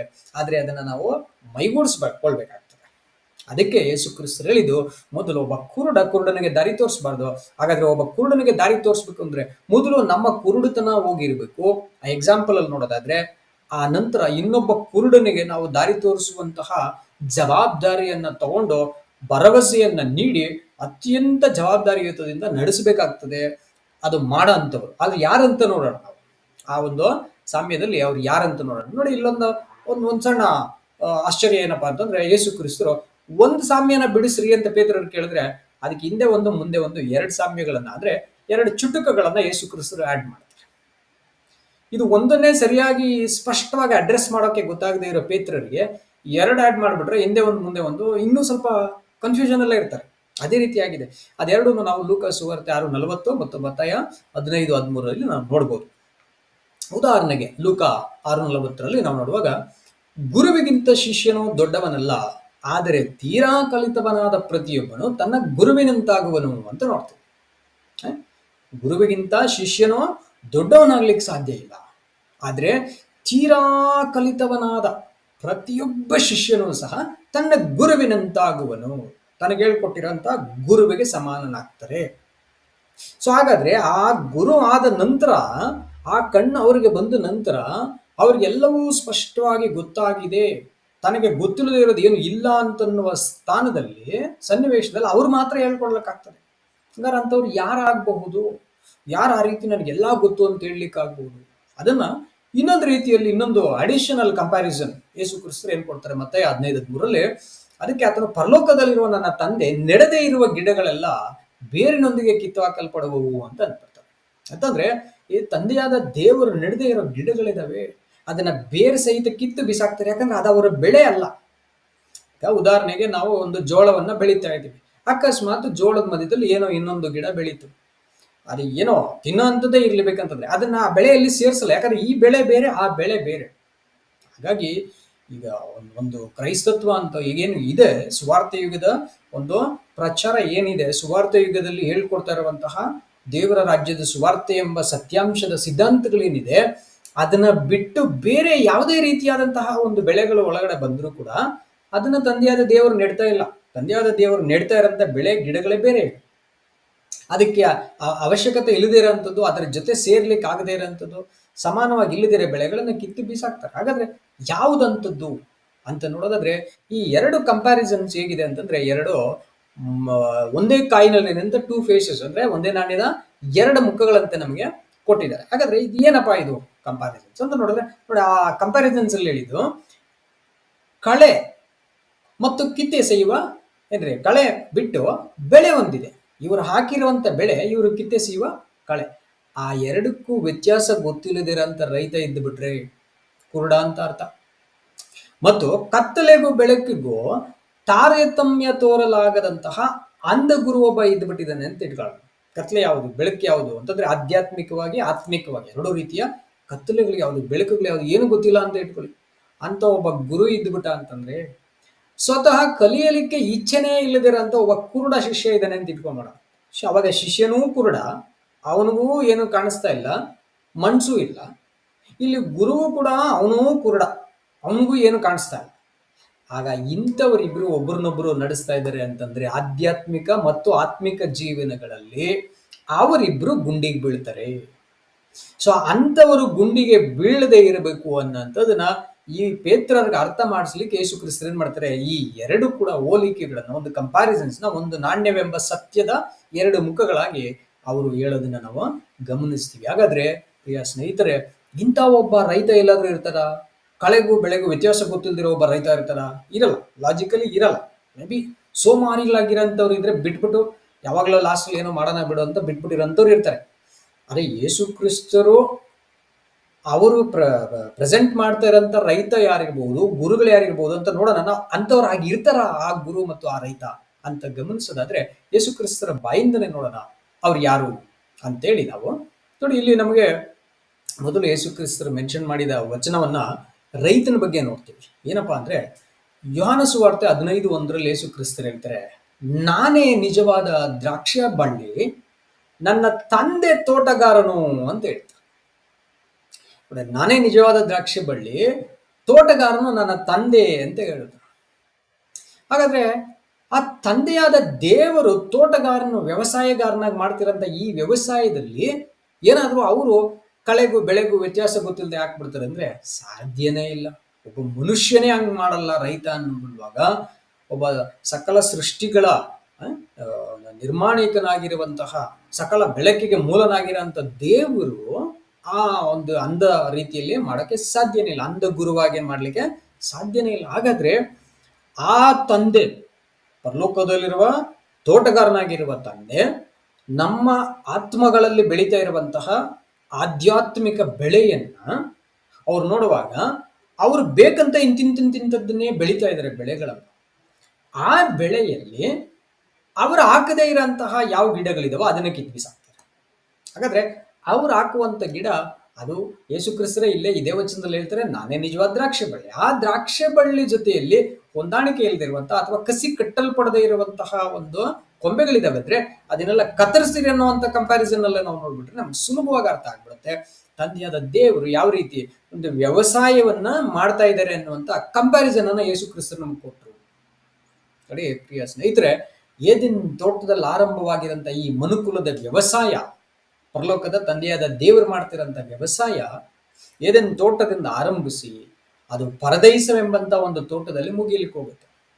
ಆಗ ಏದೆನ್ ತೋಟದಿಂದ ಪರದೈಸವೆಂಬ ತೋಟ ಅಂತಂದ್ರೆ ಏನ್ರಿ, ಯೇಸು ಕ್ರಿಸ್ತರ ಸಹಸ್ರ ವರ್ಷದ ಆಳ್ವಿಕೆ ಆಗಿ ಕೊನೆಯಲ್ಲಿ ಶಾಶ್ವತವಾಗಿ ಫಲಗಳಾಗಿ ನಿಂತೋಗ್ಬಿಡುವಂತ ತನ್ನ ಕಣಜದಲ್ಲಿ ತುಂಬಿಕೊಂಡು ನಿತ್ಯವಾಗಿ ಈ ಬೆಳೆ ನಂದು, ನಾನು ತುಂಬಿರಂತ, ನಾನು ಪ್ರಯಾಸ ಪಟ್ಟಿರಂತ, ವ್ಯವಸಾಯ ಮಾಡಿರಂತ ನನ್ನ ಕೃಷಿ ಇದು ಅಂತೇಳಿ ಆನಂದ ಪಡ್ತಾರೋ ಆ ಬೆಳೆಯನ್ನ ಏದೆನ್ ತೋಟದಿಂದ ಆರಂಭಿಸಿ ಅಂತ್ಯದವರೆಗೂ ಬೆಳೀತಾ ಇದ್ದಾರೆ. ವ್ಯತ್ಯಾಸವಾದ ಬೆಳೆಗಳನ್ನು ಕೂಡ ಇಡ್ತಾ ಇದ್ದಾರೆ. ಉದಾಹರಣೆಗೆ ಪಿತೃಗಳು ಮತ್ತು ಇಸ್ರಾಯೇಲ್ ಭಕ್ತರುಗಳು ಏನ್ರಿ, ಮತ್ತು ಸ್ವಾರ್ಥ ಯುಗದ ಸಭೆಯಲ್ಲಿರುವಂತಹ ಭಕ್ತರುಗಳು, ಆ ಸಭೆಯಲ್ಲೂ ಕೂಡ ವಿವಿಧ ವರ್ಗದ ಭಕ್ತರುಗಳಿದ್ದಾರೆ ಅಂತೇಳಿ ನಮಗೆ ಏನ್ ಮಾಡ್ತೀವಿ, ಅಪೊಸ್ತಲ ಪೌಲರು ಹೇಳ್ತಾರೆ, ಪುನರುತ್ಥಾನದಲ್ಲಿ ಎದ್ದು ಬರುವಾಗ ವರ್ಗಗಳಿದಾವೆ, ಅವರವರ ತರಗತಿಯಲ್ಲಿ ಅವರವರು ಇರ್ತಾರೆ ಅಂತ ಹೇಳ್ತಾರೆ. ಹಾಗಾದ್ರೆ ಸಭೆ, ಸುವಾರ್ಥ ಯುಗದ ಸಭೆಯಲ್ಲೂ ಕೂಡ ವರ್ಗಗಳ ಪುನರುತ್ಥಾನಗಳಿದ್ದಾವೆ. ಪ್ರಥಮ ಫಲ ಕ್ರಿಸ್ತನ ದೇಹವಾಗಿ ಎದ್ದು ಬರೋರು ಇದ್ದಾರೆ, ಅವ್ರನ್ನ ಬಿಟ್ಟು ನಂತರ ಎದ್ದು ಬರೋರು ಇದ್ದಾರೆ. ಇವ್ರನ್ನ ಬಿಟ್ಟು ಮಿಕ್ಕಿದ ಏನ್ರಿ ಆ ಹಳೆ ಒಡಂಬಡಿಕೆಯ ವಿಶ್ವಾಸ ವೀರರು ಇದ್ದಾರೆ ಮತ್ತು ಲೋಕ ಕೂಡ ಇದೆ. ಈ ಎಲ್ಲಾ ಬೆಳೆಗಳಲ್ಲಿ ಯಾವ್ಯಾವ ಕಾಲದಲ್ಲಿ ದೇವರು ಬೆಳೆ ಇಡ್ತಾ ಇದಾರೋ ಆ ಕಾಲದಲ್ಲಿ ಆ ಬೆಳೆ ಬರಬೇಕು. ಆ ಕಾಲದಲ್ಲಿರೋಂಥ ಬೆಳೆ ಯಾವುದು ಅಂತ ನಾವು ಅರ್ಥ ಮಾಡ್ಕೊಂಡ್ರೆ ನಾವು ಆ ಬೆಳೆ ಹಾಕ್ಬೋದು. ಒಂದ್ ಪಕ್ಷ ನಮ್ಗೆ ಮನ್ಸಿಲ್ದೇನೋ ಅಕಸ್ಮಾತಾಗಿ ಬಂದ್ಬಿಡೋದು, ಅರ್ಥ ಮಾಡ್ಕೊಳ್ಳದೆ ಇರೋ ಅಂಥದ್ದು, ಶ್ರದ್ಧೆಯಿಂದ ನಾವು ಮಾಡದೇ ಇರೋ ಅಂಥದ್ದು, ಅಥವಾ ನಾವು ಮಾಡ್ತಾ ಇದ್ದು ಕೂಡ ಬೇರೆಯವರಿಂದ ನಾವು ಕೆಡಿಸಲ್ಪಟ್ಟಿರೋ ಅಂಥದ್ದು. ಯಾಕಂದ್ರೆ ನಮ್ಗೆ ಪ್ರಕಟಣೆ 3:11 ಒಂದು ಎಚ್ಚರಿಕೆಯನ್ನು ಕೊಡ್ತಾರೆ, ನಿಮ್ಮ ಕಿರೀಟವನ್ನ ಯಾರು ಅಪಹರಿಸದಂತೆ ನೋಡ್ಕೊಳ್ರಿ ಅಂತಾರೆ. ಅಂದ್ರೆ ಅತ್ಯಂತ ಡೇಂಜರ್ ಅದು. ಯೇಸು ಸ್ವಾಮಿಯವರು ಕರೆದ ಅವರ ಹಿಂದೆ ಬರುತ್ತಿರುವಾಗ ಅವರ ಕಿರೀಟವನ್ನ, ರಕ್ಷಣೆ ಎಂಬ ಜೀವಮಾಲೆಯನ್ನ ಅಪಹರಿಸುವಂತಹ ಸನ್ನಿವೇಶಗಳು, ವ್ಯಕ್ತಿಗಳು ಮಧ್ಯದಲ್ಲಿ ದೇವರೇ ಪರ್ಮಿಟ್ ಮಾಡ್ತಾರೆ. ಸಾಕಷ್ಟು ಗೊಂದಲಗಳನ್ನು ಪರ್ಮಿಟ್ ಮಾಡ್ತಾರೆ. ಆ ಎಲ್ಲಾ ಗೊಂದಲಗಳು ಎಲ್ಲೋ ಒಂದು ಕಡೆಗಳಲ್ಲಿ ಅವ್ರನ್ನ ಮೋಸ ಮಾಡಿಸಿ, ವಂಚನೆ ಮಾಡಿಸಿ ಕಿತ್ಕೊಂಡು ಹೋಗ್ಬಿಡುವಾಗ ಸಾಧ್ಯತೆಗಳೇ ಇರ್ತದೆ. ಅದು ನಮಗೆ ಮೇಲ್ನೋಟಕ್ಕೆ ಅದು ಇಲ್ಲ ಅವ್ರು ಮಾಡಿರೋ ತಪ್ಪು, ಅವ್ರ ದೋಷ, ಅವ್ರ ಅಕ್ರಮ ಅಂತಂದು ಕಾಣಿಸುತ್ತೆ ಎಷ್ಟೋ ಸಾರಿ. ಆದ್ರೆ ಅದು ವಂಚನೆಗೆ ಒಳಪಡಿಸಲ್ಪಟ್ಟಿರುತ್ತೆ, ಅವರ ಕಿರೀಟವನ್ನ ಬೇಕಂತ ಅಪಹರಿಸಲಾಗಿರ್ತದೆ, ಇಂಥವೆಲ್ಲ ನಡೆದಿರ್ತದೆ. ಎಚ್ಚರಿಕೆ ಆಗಿರ್ರಿ ಅಂತ ಹೇಳ್ತಾರೆ. ಅಂದ್ರೆ ಏನ್ರಿ, ನೀವು ಆ ರೀತಿಯಲ್ಲಿ ಬಿದ್ದಿರುವಾಗ ಇಂತಹ ಒಂದು ಸಾಮ್ಯಗಳ ಬೋಧನೆಗಳನ್ನ ಅರ್ಥ ಮಾಡಿಕೊಂಡು ಅಲ್ಲಿಂದ ಎಚ್ಚೆತ್ಕೊಳ್ಳಿ. ಹಾಗಾದ್ರೆ ಪ್ರೀತಿಯ ಸ್ನೇಹಿತರೆ, ಪರಲೋಕದಲ್ಲಿರುವಂತ ತಂದೆಯಾದ ದೇವರು, ನಮ್ಮ ರಕ್ಷಕರಾಗಿರೋ ಯೇಸು ಕ್ರಿಸ್ತರು, ಆ ಇಬ್ಬರು ಕೂಡ ಎಂತ ಬೋಧಕರಾಗಿದ್ದಾರೆ, ಗುರುಗಳಾಗಿದ್ದಾರೆ ಅಂತ ನಾವೀಗ ನೋಡಿದ್ವಿ. ಇನ್ನೊಂದು ವಚನ ನೋಡೋದಾದ್ರೆ ಮತ್ತಾಯ 23:9-10 ಪರಲೋಕದಲ್ಲಿರುವ ಆತನು ಒಬ್ಬನೇ ನಿಮಗೆ ತಂದೆಯಲ್ಲಿರುವ ಆತನು ಒಬ್ಬನೇ ನಿಮಗೆ ತಂದೆಯಾಗಿದ್ದಾನೆ, ಕ್ರಿಸ್ತನೊಬ್ಬನೇ ನಿಮಗೆ ಗುರುವು ಅಂತ ಹೇಳೋಂಥದ್ದನ್ನ ನಾವು ಗಮನಿಸಬಹುದು. ಹಾಗಾದ್ರೆ ಯೇಸು ಕ್ರಿಸ್ತರನ್ನ ಬಿಟ್ರೆ ಮಿಕ್ಕಿರೋರು ಯಾರು ಕೂಡ ಈ ಒಂದು ಏನ್ರಿ ಅಂಧಕಾರದಲ್ಲಿರೋಂಥವ್ರಿಗೆ ಅಥವಾ ಕಣ್ಣಿಲ್ಲದೆ ಆಧ್ಯಾತ್ಮಿಕ ಆತ್ಮಿಕ ಕಣ್ಣುಗಳು ಇಲ್ಲದೇ ಇರೋಂಥವ್ರುಗಳನ್ನ ಲೀಡ್ ಮಾಡಲಿಕ್ಕೆ ಯೇಸು ಕ್ರಿಸ್ತರ ಹೊರತು, ಪರಲೋಕದ ತಂದೆಯಾದ ದೇವರ ಹೊರತು ಮಿಕ್ಕಿರೋರು ಯಾರು ಕೂಡ ಸಾಧ್ಯನೇ ಇಲ್ಲ ಅನ್ನುವಂಥದ್ದನ್ನ ಗಮನಿಸಬಹುದು ನಾವು. ಯಾಕಂದ್ರೆ ಮನುಷ್ಯ ಮಾತ್ರದವರಾಗಿ ಯಾರು ಕೂಡ ಈ ಒಂದು ಏನ್ರಿ ಸ್ಥಾನವನ್ನ ಅಥವಾ ಈ ಜವಾಬ್ದಾರಿಯನ್ನು ನಿಭಾಯಿಸುವಂಥದ್ದು ಅಸಾಧ್ಯ. ಯಾವ ಮನುಷ್ಯನು ಸಂಪೂರ್ಣ ತನ್ನ ಪೂರ್ವದಲ್ಲಿ ಏನಿತ್ತು, ತನ್ನ ಕಾಲದಲ್ಲಿ ಏನ್ ನಡೀತಾ ಇದೆ, ಆಕ್ಚುಲಿ ಏನ್ ನಡೀತಾ ಇದೆ ಮತ್ತು ಭವಿಷ್ಯದಲ್ಲಿ ಏನಿರುತ್ತೆ ಎಂಬಂತ ವಿಷಯಗಳನ್ನ ಸಂಪೂರ್ಣವಾಗಿ ಅರ್ಥ ಮಾಡ್ಕೊಳ್ಳಿಕ್ಕೆ ಯಾರಿಂದನೂ ಸಾಧ್ಯವಿಲ್ಲ. ಅದನ್ನ ಸ್ಪಷ್ಟವಾಗಿ ಸತ್ಯ ಅಂತ ಬೋಧಿಸೋದಕ್ಕಂತೂ ಇಂಪಾಸಿಬಲ್, ಮಾಡ್ಲಿಕ್ಕೆ ಸಾಧ್ಯನೇ ಇಲ್ಲ ಅದನ್ನ, ಪ್ರಿಯ ಸ್ನೇಹಿತರೆ. ಅದಕ್ಕೆ ನೋಡಿ, ಮತ್ತಾಯ 10ನೇ ಅಧ್ಯಾಯದಲ್ಲಿ 25-27 ವಚನಗಳಲ್ಲಿ ಯೇಸು ಕ್ರಿಸ್ತನು ಹೇಳ್ತಾರೆ, ಗುರುವಿನಂತೆ ಆಗುವುದು ಶಿಷ್ಯನಿಗೆ ಸಾಕು. ನೋಡಿ, ಗುರುವಿನಂತೆ ಆಗುವುದು ಶಿಷ್ಯನಿಗೆ ಸಾಕು, ದಣಿಯಂತಾಗುವುದು ಆಳಿಗೆ ಸಾಕು. ಅವರು ಮನೆಯ ಯಜಮಾನನಿಗೆ ಬೆಲ್ಜೆಬೂಲನೆಂದು ಹೆಸರಿಟ್ಟ ಮೇಲೆ ಅವನ ಮನೆಯವರನ್ನು ಏನಂದಾರು, ಆದರೂ ಅವರಿಗೆ ಹೆದರಬೇಡ್ರಿ, ಯಾಕಂದ್ರೆ ಮರೆಯಾಗಿರುವ ಯಾವುದು ವ್ಯಕ್ತವಾಗದೆ ಇರುವುದಿಲ್ಲ, ಹೊರಪಡದ ರಹಸ್ಯವೇ ಇಲ್ಲ ಅಂತ ಅಂದ್ಬಿಡ್ತಾರೆ. ಅಂದ್ರೆ ಒಬ್ಬ ಗುರು ಇದ್ದಾರೆ ಅಂತ ಅಂದ್ಬಿಟ್ರೆ ಆ ಗುರು ನ್ಯಾಯವಾದ ಗುರು, ಯೋಗ್ಯವಾದ ಗುರು, ಆ ಗುರುವೆಂಬ ಸ್ಥಾನಕ್ಕೆ ಫಿಟ್ ಆಗುವಂತಹ ಏನ್ರಿ ಅರ್ಹನಾಗಿರುವಂತಹ ಆ ಯೋಗ್ಯತೆ ಇರುವಂತಹ ಒಬ್ಬ ಗುರು ಇದ್ದಾನೆ ಅಂತ ಅಂದ್ಬಿಟ್ರೆ, ಅಂತ ಗುರುವಿನ ಬಳಿಯಲ್ಲಿ ಶಿಷ್ಯನು ಕಲ್ತ್ಕೊಂಡಿದ್ದಾನೆ ಅಂದ್ರೆ ಈ ಶಿಷ್ಯನು ಕೂಡ ಏನಂತ ಆಗ್ತಾನೆ, ಆ ಗುರುವಿನಂತ ಆಗ್ಬಿಡ್ತಾನೆ. ಆಗ ಇಂಥವರುಗಳಿಗೆ ಮರೆಯಾಗಿರುವುದು ಯಾವುದೂ ಇರಕ್ ಸಾಧ್ಯ ಇಲ್ಲ, ವ್ಯಕ್ತವಾಗದೇ ಇರೋಂಥದ್ದು. ಇಂಥವರಿಗೆ ಹೊರಪಡದೇ ಇರುವ ರಹಸ್ಯಗಳೇ ಇರಲ್ಲ. ಇವರಿಗೆ ಎಲ್ಲವೂ ಹೇಗಿರುತ್ತೆ ಅಂತಂದ್ಬಿಟ್ರೆ ನೋಡಿ, 27ರಲ್ಲಿ ಹೇಳ್ತಾರೆ, ನಾನು ಕತ್ತಲಲ್ಲಿ ನಿಮಗೆ ಹೇಳಿದ್ದನ್ನ ನೀವು ಬೆಳಕಿನಲ್ಲಿ ಹೇಳ್ರಿ ಅಂತ ಹೇಳ್ತಾರೆ. ಕತ್ತಲಲ್ಲಿ ನಾನು ನಿಮಗೆ ಮನೆಗಳಲ್ಲಿ ಹೇಳ್ಕೊಡ್ತೀನಿ, ನೀವು ಬೆಳಕಿನಲ್ಲಿ ಈ ಸತ್ಯಗಳನ್ನ ತಿಳಿಸ್ರಿ, ದೈವಿಕ ಯೋಜನೆಯನ್ನ, ಮತ್ತು ಕಿವಿಯಲ್ಲಿ ಕೇಳಿದ್ದನ್ನು ಮಾಳಿಗೆಗಳ ಮೇಲೆ ನಿಂತು ಸಾರ್ರಿ ಅಂತ ಹೇಳ್ತಾರೆ. ಹಾಗಾದ್ರೆ ಇವರುಗಳಿಗೆ ಎಂತಹ ಒಂದು ಶಿಷ್ಯರ ಸ್ಥಾನ ಸಿಕ್ತು ಅಪೊಸ್ತಲರುಗಳಿಗೆ ಅಂತ ಅಂದ್ಬಿಟ್ರೆ, ಯೇಸು ಕ್ರಿಸ್ತರು ನೇರವಾಗಿ ಇವರನ್ನ ಶಿಷ್ಯರನ್ನಾಗಿ ಅಂಗೀಕರಿಸಿ ನೇರವಾಗಿ ಪ್ರತ್ಯಕ್ಷವಾಗಿ ಅವರ ಮುಂದೆ ಇದ್ದು ಎಲ್ಲವುಗಳನ್ನ ಯೇಸು ಕ್ರಿಸ್ತರ ಬಳಿ ಪ್ರಶ್ನೆ ಮಾಡಿ ತಿಳ್ಕೊಂಡು ಕೆಲವೊಮ್ಮೆ ಗದರಿಸಿದ್ರು ಸರಿ, ಬೈದ್ರು ಸರಿ, ಅವ್ರನ್ನ ಪರವಾಗಿಲ್ಲ, ಆದರೆ ಬಹಳ ನಿಖರವಾಗಿ ನೇರವಾಗಿ ಸ್ಪಷ್ಟವಾಗಿ ಅವರಿಗೆ ಬೋಧಿಸಿದ್ದನ್ನ ಇವರು ಅನುಭವಿಸಿದ್ದಾರೆ, ಆಶೀರ್ವದಿಸಲ್ಪಟ್ಟಿದ್ದಾರೆ. ಎಂಥ ಬೋಧಕರಾಗಿರ್ಬಹುದು ಇವರು, ಪ್ರಿಯ ಸ್ನೇಹಿತರೆ. ಅದಕ್ಕೆ ಲೂಕ 6:40 ನಾವು ಈಗಾಗಲೇ ಓದಿದ್ದೀವಿ, ಗುರುವಿಗಿಂತ ಶಿಷ್ಯನು ದೊಡ್ಡವನಲ್ಲ, ಆದರೆ ತೀರಾ ಕಲಿತವನಾದ ಪ್ರತಿಯೊಬ್ಬನು ಗುರುತರಾಗ್ತಾನೆ. ನಮ್ಮ ರಕ್ಷಕರಾಗಿರುವ ಯೇಸು ಕ್ರಿಸ್ತರನ್ನ ಗುರು ಅಂತ ನಾವು ತಗೊಂಡ್ಬಿಟ್ರೆ, ಅವರ ಹತ್ರ ನಾವು ಕಲಿತೀವಿ ಅಂತ ತಗೊಂಡ್ಬಿಟ್ರೆ, ಹಾಗಾದ್ರೆ ಕಲಿತವರನ್ನು ಕೂಡ ಇದೇ ವಚನಗಳ ಪ್ರಕಾರವಾಗಿ ಯಾರು ನಾವು ಊಹಿಸ್ಕೊಳ್ಳೋದು ಬೇಡ, ಆದರೆ ಸ್ಪಷ್ಟವಾಗಿ ಮತ್ತು ತೀರಾ ಕಲಿತವನಾದ ಪ್ರತಿಯೊಬ್ಬನು ಖಂಡಿತವಾಗಿ 2 ಸೂತ್ರಗಳ ಪ್ರಕಾರವಾಗಿ ಗುರುವಿನಂತೆ ಆಗ್ಬಿಡ್ತಾನೆ. ಅವನಿಗೆ ಗೊತ್ತಿಲ್ಲದಿರೋದು ಏನು ಇರಲ್ಲ ಅನ್ನುವಂಥದ್ದು ಅತ್ಯಂತ ಸ್ಪಷ್ಟವಾಗಿರುತ್ತೆ. ಹಾಗಾದ್ರೆ ಅಂಥವನು ಗುರು ಆಗಿರಬಹುದು. ಗುರುವನ್ನ ಹೆಸರನ್ನ ತಗೊಳ್ಬಾರ್ದು. ಸ್ವಾಮಿ ಹೇಳ್ಕೊಟ್ರಿ ಈಗಾಗಲೇ, ನೀವೆಲ್ಲ ಸಹೋದರರಂತಾನೆ ಇರಬೇಕು, ನೀವು ಗುರುಗಳು ಅಂತ ಅನ್ನಿಸ್ಕೊಳ್ಬೇಡ್ರಿ, ಆದ್ರೆ ಗುರುವಿನ ಪಾತ್ರವನ್ನ ನಿರ್ವಹಿಸ್ರಿ, ಗುರುವಿನ ಜವಾಬ್ದಾರಿಯನ್ನ ನಿರ್ವಹಿಸ್ರಿ. ಆದ್ರೆ ಅಲ್ಲಿ ಅತ್ಯಂತ ಒಂದು ನೋವಿನ ಸಂಗತಿ ಏನಂದ್ರೆ, ಆ ಗುರುವಿನಿಂದ ಎಲ್ಲವನ್ನ ಸ್ಪಷ್ಟವಾಗಿ ಮೊದಲು ಕಲಿತು ಆನಂತರ ಗುರುವಿನ ಸ್ಥಾನ ತುಂಬುವುದಕ್ಕೆ ಯಾರು ಕೂಡ ಪ್ರಯತ್ನ ಪಡದಂತೆ ಆ ಗುರುವಿನ ಸ್ಥಾನದ ಮಹಿಮೆಯನ್ನ ಒಣ ಜಂಬದಿಂದ ಈಸ್ಕೊಳ್ಳುವಂಥವರುಗಳನ್ನೇ ಪ್ರಪಂಚದಲ್ಲಿ ಎಲ್ಲಾ ಜನಗಳಲ್ಲಿ ನಾವು ನೋಡ್ಬೋದು. ಬಿಟ್ರೆ ತಾವು ಕೂಡ ಕಷ್ಟಪಟ್ಟು, ಈಗ ಯೇಸು ಕ್ರಿಸ್ತರು ಹೇಗೆ ಗುರುಗಳಾದ್ರು ಅನ್ನೋಂಥ ಕೆಲವು ವಚನಗಳನ್ನ ನಾನು ತೋರಿಸ್ತೀನಿ. ಯಾವಾಗ ನೋಡಿ, ಗುರು ಅಂದ್ರೆ ಏನೆಂಬ ಅರ್ಥ ಬರುತ್ತೆ ನಮಗೆ. ಉದಾಹರಣೆಗೆ ಕನ್ನಡದಲ್ಲಿ ಗುರು ಎಂಬಂತ ಶಬ್ದ ಹೆಂಗ್ ಬಂತು ಅಂತ ನೋಡುವಾಗ, ಅದು ಸಂಸ್ಕೃತದ ಮೂಲ ಭಾಷೆಯಿಂದ ತಗೊಂಡಿರೋಂಥ ಶಬ್ದವಾಗಿರುತ್ತೆ.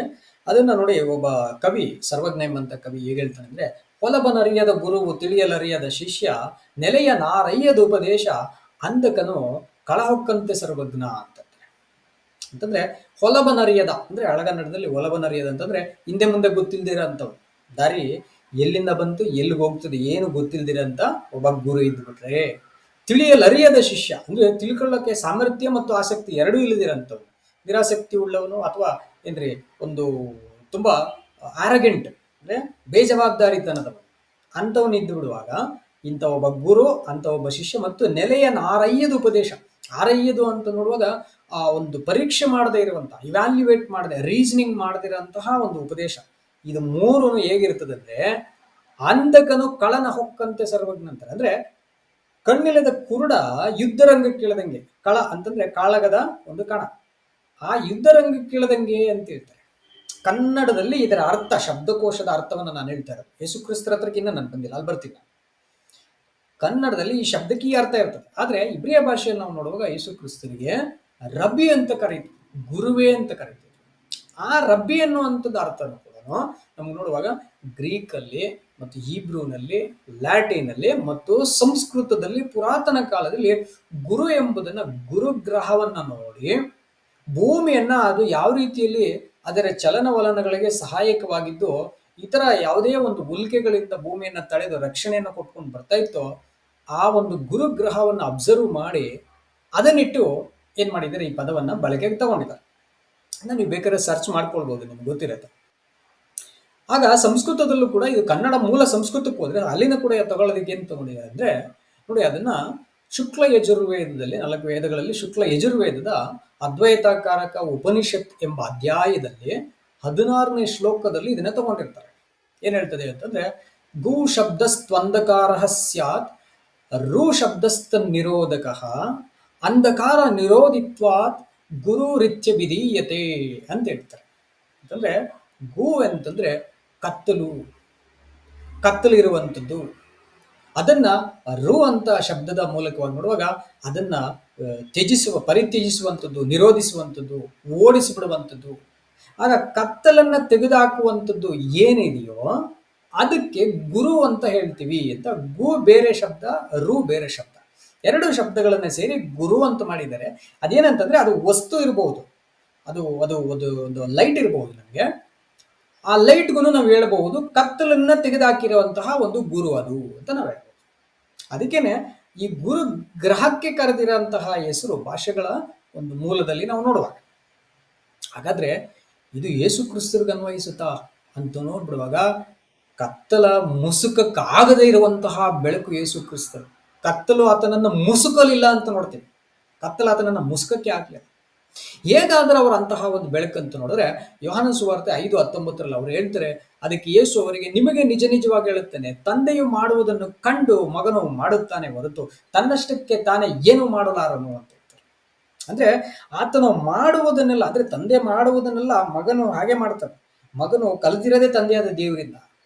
ಹಾಗಾಗಿ ತಂದೆಯಾದ ದೇವರು ಸಕಲ ಬೆಳಕಿಗೆ ಮೂಲ ಕಾರಣನು ಅಂತ ನೋಡ್ತೀವಿ ನಾವು. ಯಾಕೋಬ 1:17-18 ನಾವು ನೋಡ್ತೀವಿ, ಸಕಲ ಬೆಳಕಿಗೆ ಮೂಲ ಕಾರಣನಾತು.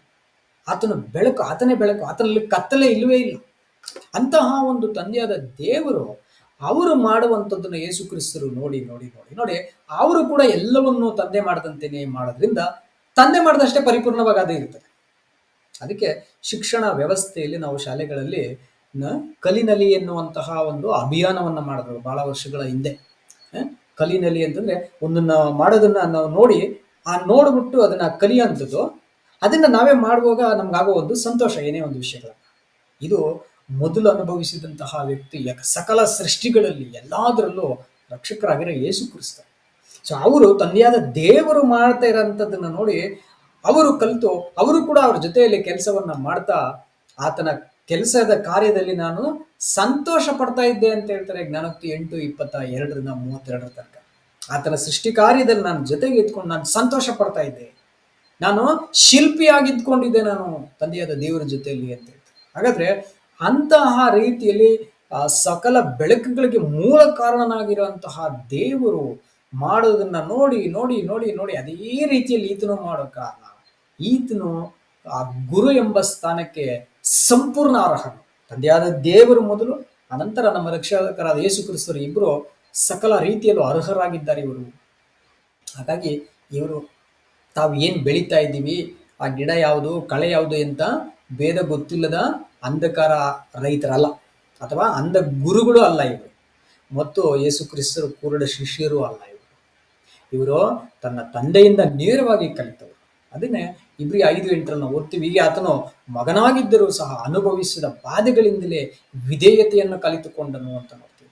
ಯೇಸು ಕ್ರಿಸ್ತರು ಅನುಭವಿಸಿದ ಪ್ರತಿಯೊಂದು ಬಾಧೆಗಳಲ್ಲಿ ವಿಧೇಯತೆಯನ್ನ, ಯಾಕೆ ಇಂಥ ಬಾಧೆಗಳಲ್ಲಿ ನಾನು ಏನ್ ಮಾಡ್ಬೇಕು, ಇದು ಏನಕ್ಕೆ ಬರ್ತಾ ಇದೆ, ನಾನು ಯಾಕೆ ಇದ್ರಲ್ಲಿ ಹೋಗ್ಬೇಕಾಗಿದೆ, ಇದನ್ನ ಯಾಕೆ ಸಹಿಸ್ಕೊಳ್ಬೇಕಾಗಿದೆ ನಾನು ಅಂತೇಳಿ ಆ ಎಲ್ಲವುಗಳನ್ನ ವಿಮರ್ಶೆ ಮಾಡಿ ವಿಮರ್ಶೆ ಮಾಡಿ ವಿಮರ್ಶೆ ಮಾಡಿ ಅದರಲ್ಲಿ ವಿಧೇಯನಾಗಿ ಇರಬೇಕಾಗಿದೆ. ನಾನು ದೇವ್ರಿಗೆ ಏನೋ ಒಂದು ಯೋಜನೆ ಇದೆ, ಅವ್ರದ್ದೇನೋ ಒಂದು ಕೆಲಸ ನೆರವೇರ್ಬೇಕಿದೆ, ಅರ್ಚಿತ್ತ ಮಾಡ್ಬೇಕಿದೆ ಅಂತೇಳಿ ವಿಧೇಯತೆಯನ್ನ ಕಲ್ತ್ಕೊಂತಾ ಬಂದ್ರು ಅಂತೇಳಿ ಗ್ರಂಥಕರ್ತನ ಬರೆಯುವಂಥದ್ದನ್ನ ನೋಡ್ತೀವಿ. ಅದು ಮಾತ್ರವಲ್ಲದೆ ಪ್ರೀತಿಯ ಸ್ನೇಹಿತರೆ, ಆ ರೀತಿಯಲ್ಲಿ ನಮ್ಮ ರಕ್ಷಕರಾಗಿರುವ ಯೇಸು ಕ್ರಿಸ್ತರು ಕಲ್ತ್ಕೊಂಡ ಕಾರಣ ನನ್ನಲ್ಲಿ ಕಲಿತುಕೊಳ್ಳಿರಿ ಅಂತೇಳಿ ಮತ್ತಾಯ 11:29 ಹೇಳೋದನ್ನ ನಾವು ನೋಡ್ತೀವಿ. ಈ ರೀತಿಯಲ್ಲಿ ಕಲಿತಿರೋದ್ರಿಂದ ನನ್ನಲ್ಲಿ ಬಂದು ಕಲ್ತ್ಕೊಳ್ರಿ ನೀವು ಕೂಡ ಅಂತ ಕರೆಯುವಂಥದ್ದನ್ನ ನೋಡ್ತೀವಿ. ಹಾಗಾದ್ರೆ ಯೇಸು ಕ್ರಿಸ್ತರು ಕಲ್ತ್ಕೊಳ್ಳೋದಕ್ಕೆ ಕರೆಯುವಾಗ ಅವ್ರು ಆಶ್ಚರ್ಯಪಟ್ಟು ಕೇಳೋರು, ಇಸ್ರಾಯೇಲ್ ಜನಕ್ಕೆ ಬೋಧಕನಾಗಿರಂತ ನಿನಗೆ ಕೂಡ ಇದು ಗೊತ್ತಿಲ್ವಾ ಅಂತ. ಹಾಗಾದ್ರೆ ಯಾರ್ಯಾರು ಕಲಿಬೇಕ್ರಿ ಅಂದ್ರೆ, ನಿಕೋದೇಮನಂತಹ ಪಂಡಿತನಿರಬಹುದು, ಗಮಾಲಿಯೇಲನಂತಹ ಅತಿ ದೊಡ್ಡ ಶಾಸ್ತ್ರಿ ಇರಬಹುದು, ಮತ್ತು ಇನ್ನು ಮಿಕ್ಕಿರೋರು ಯಾರ ಇರಬಹುದು, ಎಲ್ಲರೂ ಕೂಡ ಯೇಸು ಕ್ರಿಸ್ತರ ಹತ್ರ ಬಂದು ಕಲಿಬೇಕಾಗುತ್ತೆ. ಯಾಕಂದ್ರೆ ಅವರ ಅತ್ಯಂತ ಸಣ್ಣ ಸಣ್ಣ ಸಾಮ್ಯಗಳಲ್ಲಿ ಯೇಸು ಕ್ರಿಸ್ತರು ಹೇಳ್ಕೊಟ್ಟಿದ್ದೇನು ಅಂತ ನೋಡೋದಾದ್ರೆ, ಶಾಸ್ತ್ರ ಗ್ರಂಥಗಳಲ್ಲಿರಂತಹ ಮರ್ಮಗಳು, ದೈವಿಕ ಯೋಜನೆಯ ಸಕಲ ಆಯಾಮಗಳು, ಸಕಲ ವಿಷಯಗಳು, ಸಕಲ ಭಾಗಗಳು, ಆ ಎಲ್ಲವುಗಳನ್ನ ಪುಟ್ಟ ಪುಟ್ಟ ಸಾಮ್ಯಗಳಲ್ಲಿ, ಸಣ್ಣ ಸಾಮರ್ಥ್ಯಗಳು, ಉಪಮಾನಗಳಲ್ಲಿ ನಮಗೆ ಹೇಳ್ಕೊಟ್ಟಿದ್ದಾರೆ. ಉಪಮಾನ ಅಂದ್ರೆ ಒಂದನ್ನ ಅರ್ಥ ಮಾಡ್ಕೊಳ್ಳೋ, ಶಾಸ್ತ್ರ ಗ್ರಂಥವನ್ನು ಅರ್ಥ ಮಾಡ್ಕೊಳ್ಳಿಕ್ಕೆ ಅದ್ರ ಪಕ್ಕದಲ್ಲೇ ಇನ್ನೊಂದು ಅದಕ್ಕೆ ಸಂಬಂಧವಾದ ಕಥೆಯನ್ನು ನೀಡುವಂಥದ್ದು, 100ಕ್ಕೆ 100 ಹೋಲಿಕೆ ಆಗಂಥದ್ದು.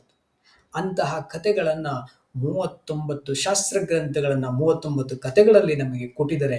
ಅದನ್ನ ಎಲ್ಲರೂ ಕಲಿಬೇಕಾಗತ್ತೆ. ನಾವು ಅದನ್ನು ಕಲಿದೇ ಇರುವಾಗ ಸ್ವಾಮಿ ಈ ರೀತಿಯಲ್ಲಿ ಕೇಳಬೇಕಾಗ್ತದೆ, ಇಸ್ರಾಯೇಲ್ ದೇಶಕ್ಕೆ ಬೋಧಕನಾಗಿರೋಣ ಅಂದ್ರೆ, ಇಸ್ರೇಲ್ ಬೋಧಕ ಅಂತಂದ್ರೆ ಅವನಿಗೆ ಇನ್ನೇನು ಗೊತ್ತಿಲ್ಲದೆ ಇರೋದು ಇರಬಾರ್ದು. ನಾವೀಗಾಗಲೇ ರೋಮ 2:18 ಪೌಲರು ಹೇಳ್ತಾರೆ, ನೀನು ಕತ್ತಲೆಯಲ್ಲಿರೋರಿಗೆ ಬೆಳಕು, ಬಾಲಕರಿಗೆ ನೀನು ಉಪಾಧ್ಯಾಯ, ನೀನು ಶಿಕ್ಷಕ, ನೀನು ತಿಳುವಳಿಕೆಯಲ್ಲಿ ಇರೋರಿಗೆ ಶಿಕ್ಷಕ, ನೀನು ಧರ್ಮಶಾಸ್ತ್ರದ ಸತ್ಯ ಸ್ವರೂಪಗಳೇ ನಿನ್ನಲ್ಲಿ ಇದಾವೆ ಅಂತ ಹೇಳ್ತಾರೆ. ಅಂದ್ರೆ ಇಸ್ರೇಲ್ ಬೋಧಕನ ಹಂಗಿರ್ತಾನೆ. ಅಂತ ಬೋಧಕನಿಗೆ ಅರ್ಥ ಆಗದಿರೋಂಥ ವಿಷಯಗಳನ್ನ ನಾವು ಕಲಿಯೋದಕ್ಕೆ ಯೇಸು ಕ್ರಿಸ್ತರ ಹತ್ರ ಬರಲೇಬೇಕಾಗ್ತದೆ. ಅಕಸ್ಮಾತ್ ನಾವು ಹೇಳ್ಬೋದು, ಇಲ್ಲಲ್ಲ ನಾನು ಆ ಕಾಲೇಜಲ್ಲಿ ಓದಿದ್ದೀನಿ, ಈ ಕಾಲೇಜು, ನಮ್ಮ ಚರ್ಚ್ ಎಂತದ್ದು ಗೊತ್ತಾ, ನಮ್ಮ ಪಾಸ್ಟರ್ ಎಂತದ್ದು ಗೊತ್ತಾ, ಯೇಸು ಕ್ರಿಸ್ತರನ್ನ ನೇರವಾಗಿ ಕಲ್ತಿದ್ಯಾ ಅನ್ನೋದು ಪ್ರಶ್ನೆ ಇದೆ. ಅದಕ್ಕೆ 2 ತಿಮೋತಿ 3:14 ಪೌಲರು ಹೇಳ್ತಾರೆ, ನೀನಾದರೂ ಕಲಿತು ದೃಢವಾಗಿ ನಂಬಿದ ಬೋಧನೆಗಳಲ್ಲಿ ನೆಲೆಯಾಗಿರು, ಕಲಿಸಿ ಕೊಟ್ಟವರು ಯಾರೆಂಬುದನ್ನ ಯೋಚಿಸು. ಯೇಸು ಕ್ರಿಸ್ತರಿಂದಲೇ ನೀನು ನೇರವಾಗಿ ಕಲ್ತ್ಕೊಂಡ ಅಂದ್ರೆ, ನೇರವಾಗಿ ಅಂತಂದ್ರೆ ಅವರ ಬರಹಗಳು, ಅವರ ಸಂಪೂರ್ಣ ಬರಹಗಳು, ಏನು ಮಿಕ್ಸ್ ಮಾಡದೆ, ಕಲಬೆರಿಕೆ ಮಾಡದೆ, ಆಚರಣೆ ಸಂಪ್ರದಾಯಗಳು ಏನು ಮಾಡದೆ, ಅಥವಾ ಸುಮ್ಮನೆ ಯಾವುದೋ ಒಂದು ವಚನ ತಗೊಂಡ್ಬಿಟ್ಟು ಮಿಕ್ಕಿದ ಪ್ರಪಂಚದೆಲ್ಲ ಹೇಳದೆ, ಏನೋ ಕತೆ ಬಾರಿಸು. ನಮ್ಗೆ ಗೊತ್ತಿದೆ ಇವಾಗ ಯಾವ ರೀತಿ ಪ್ರಸಂಗಗಳಿದಾವೆ ಅಂತ. ಏನೋ ಒಂದು ಕತೆ ತಗೊಳ್ಳೋಂಥದ್ದು, ಅದನ್ನ ತಗೊಂಡು ಎಲ್ಲ ಹೇಳಿ ಮುಗಿಸುವಾಗ ಕೊನೆಯಲ್ಲೊಂದು ವಚನ ಹಾಕೋದು, ಬಿಗಿನಿಂಗ್ ಅಲ್ಲಿ ಒಂದು ವಚನ ಹಾಕೋದು. ಈ ರೀತಿಯಲ್ಲೆಲ್ಲ ಕ್ರೈಸ್ತತ್ವ ಇವತ್ತಿದೆ ಅಲ್ಲ. ಯಾರಿಂದ ಕಲ್ತ್ಕೊಂಡೆ ಎಂಬುದನ್ನು ಆಲೋಚಿಸು ಅಂತ ಹೇಳ್ತಾರೆ.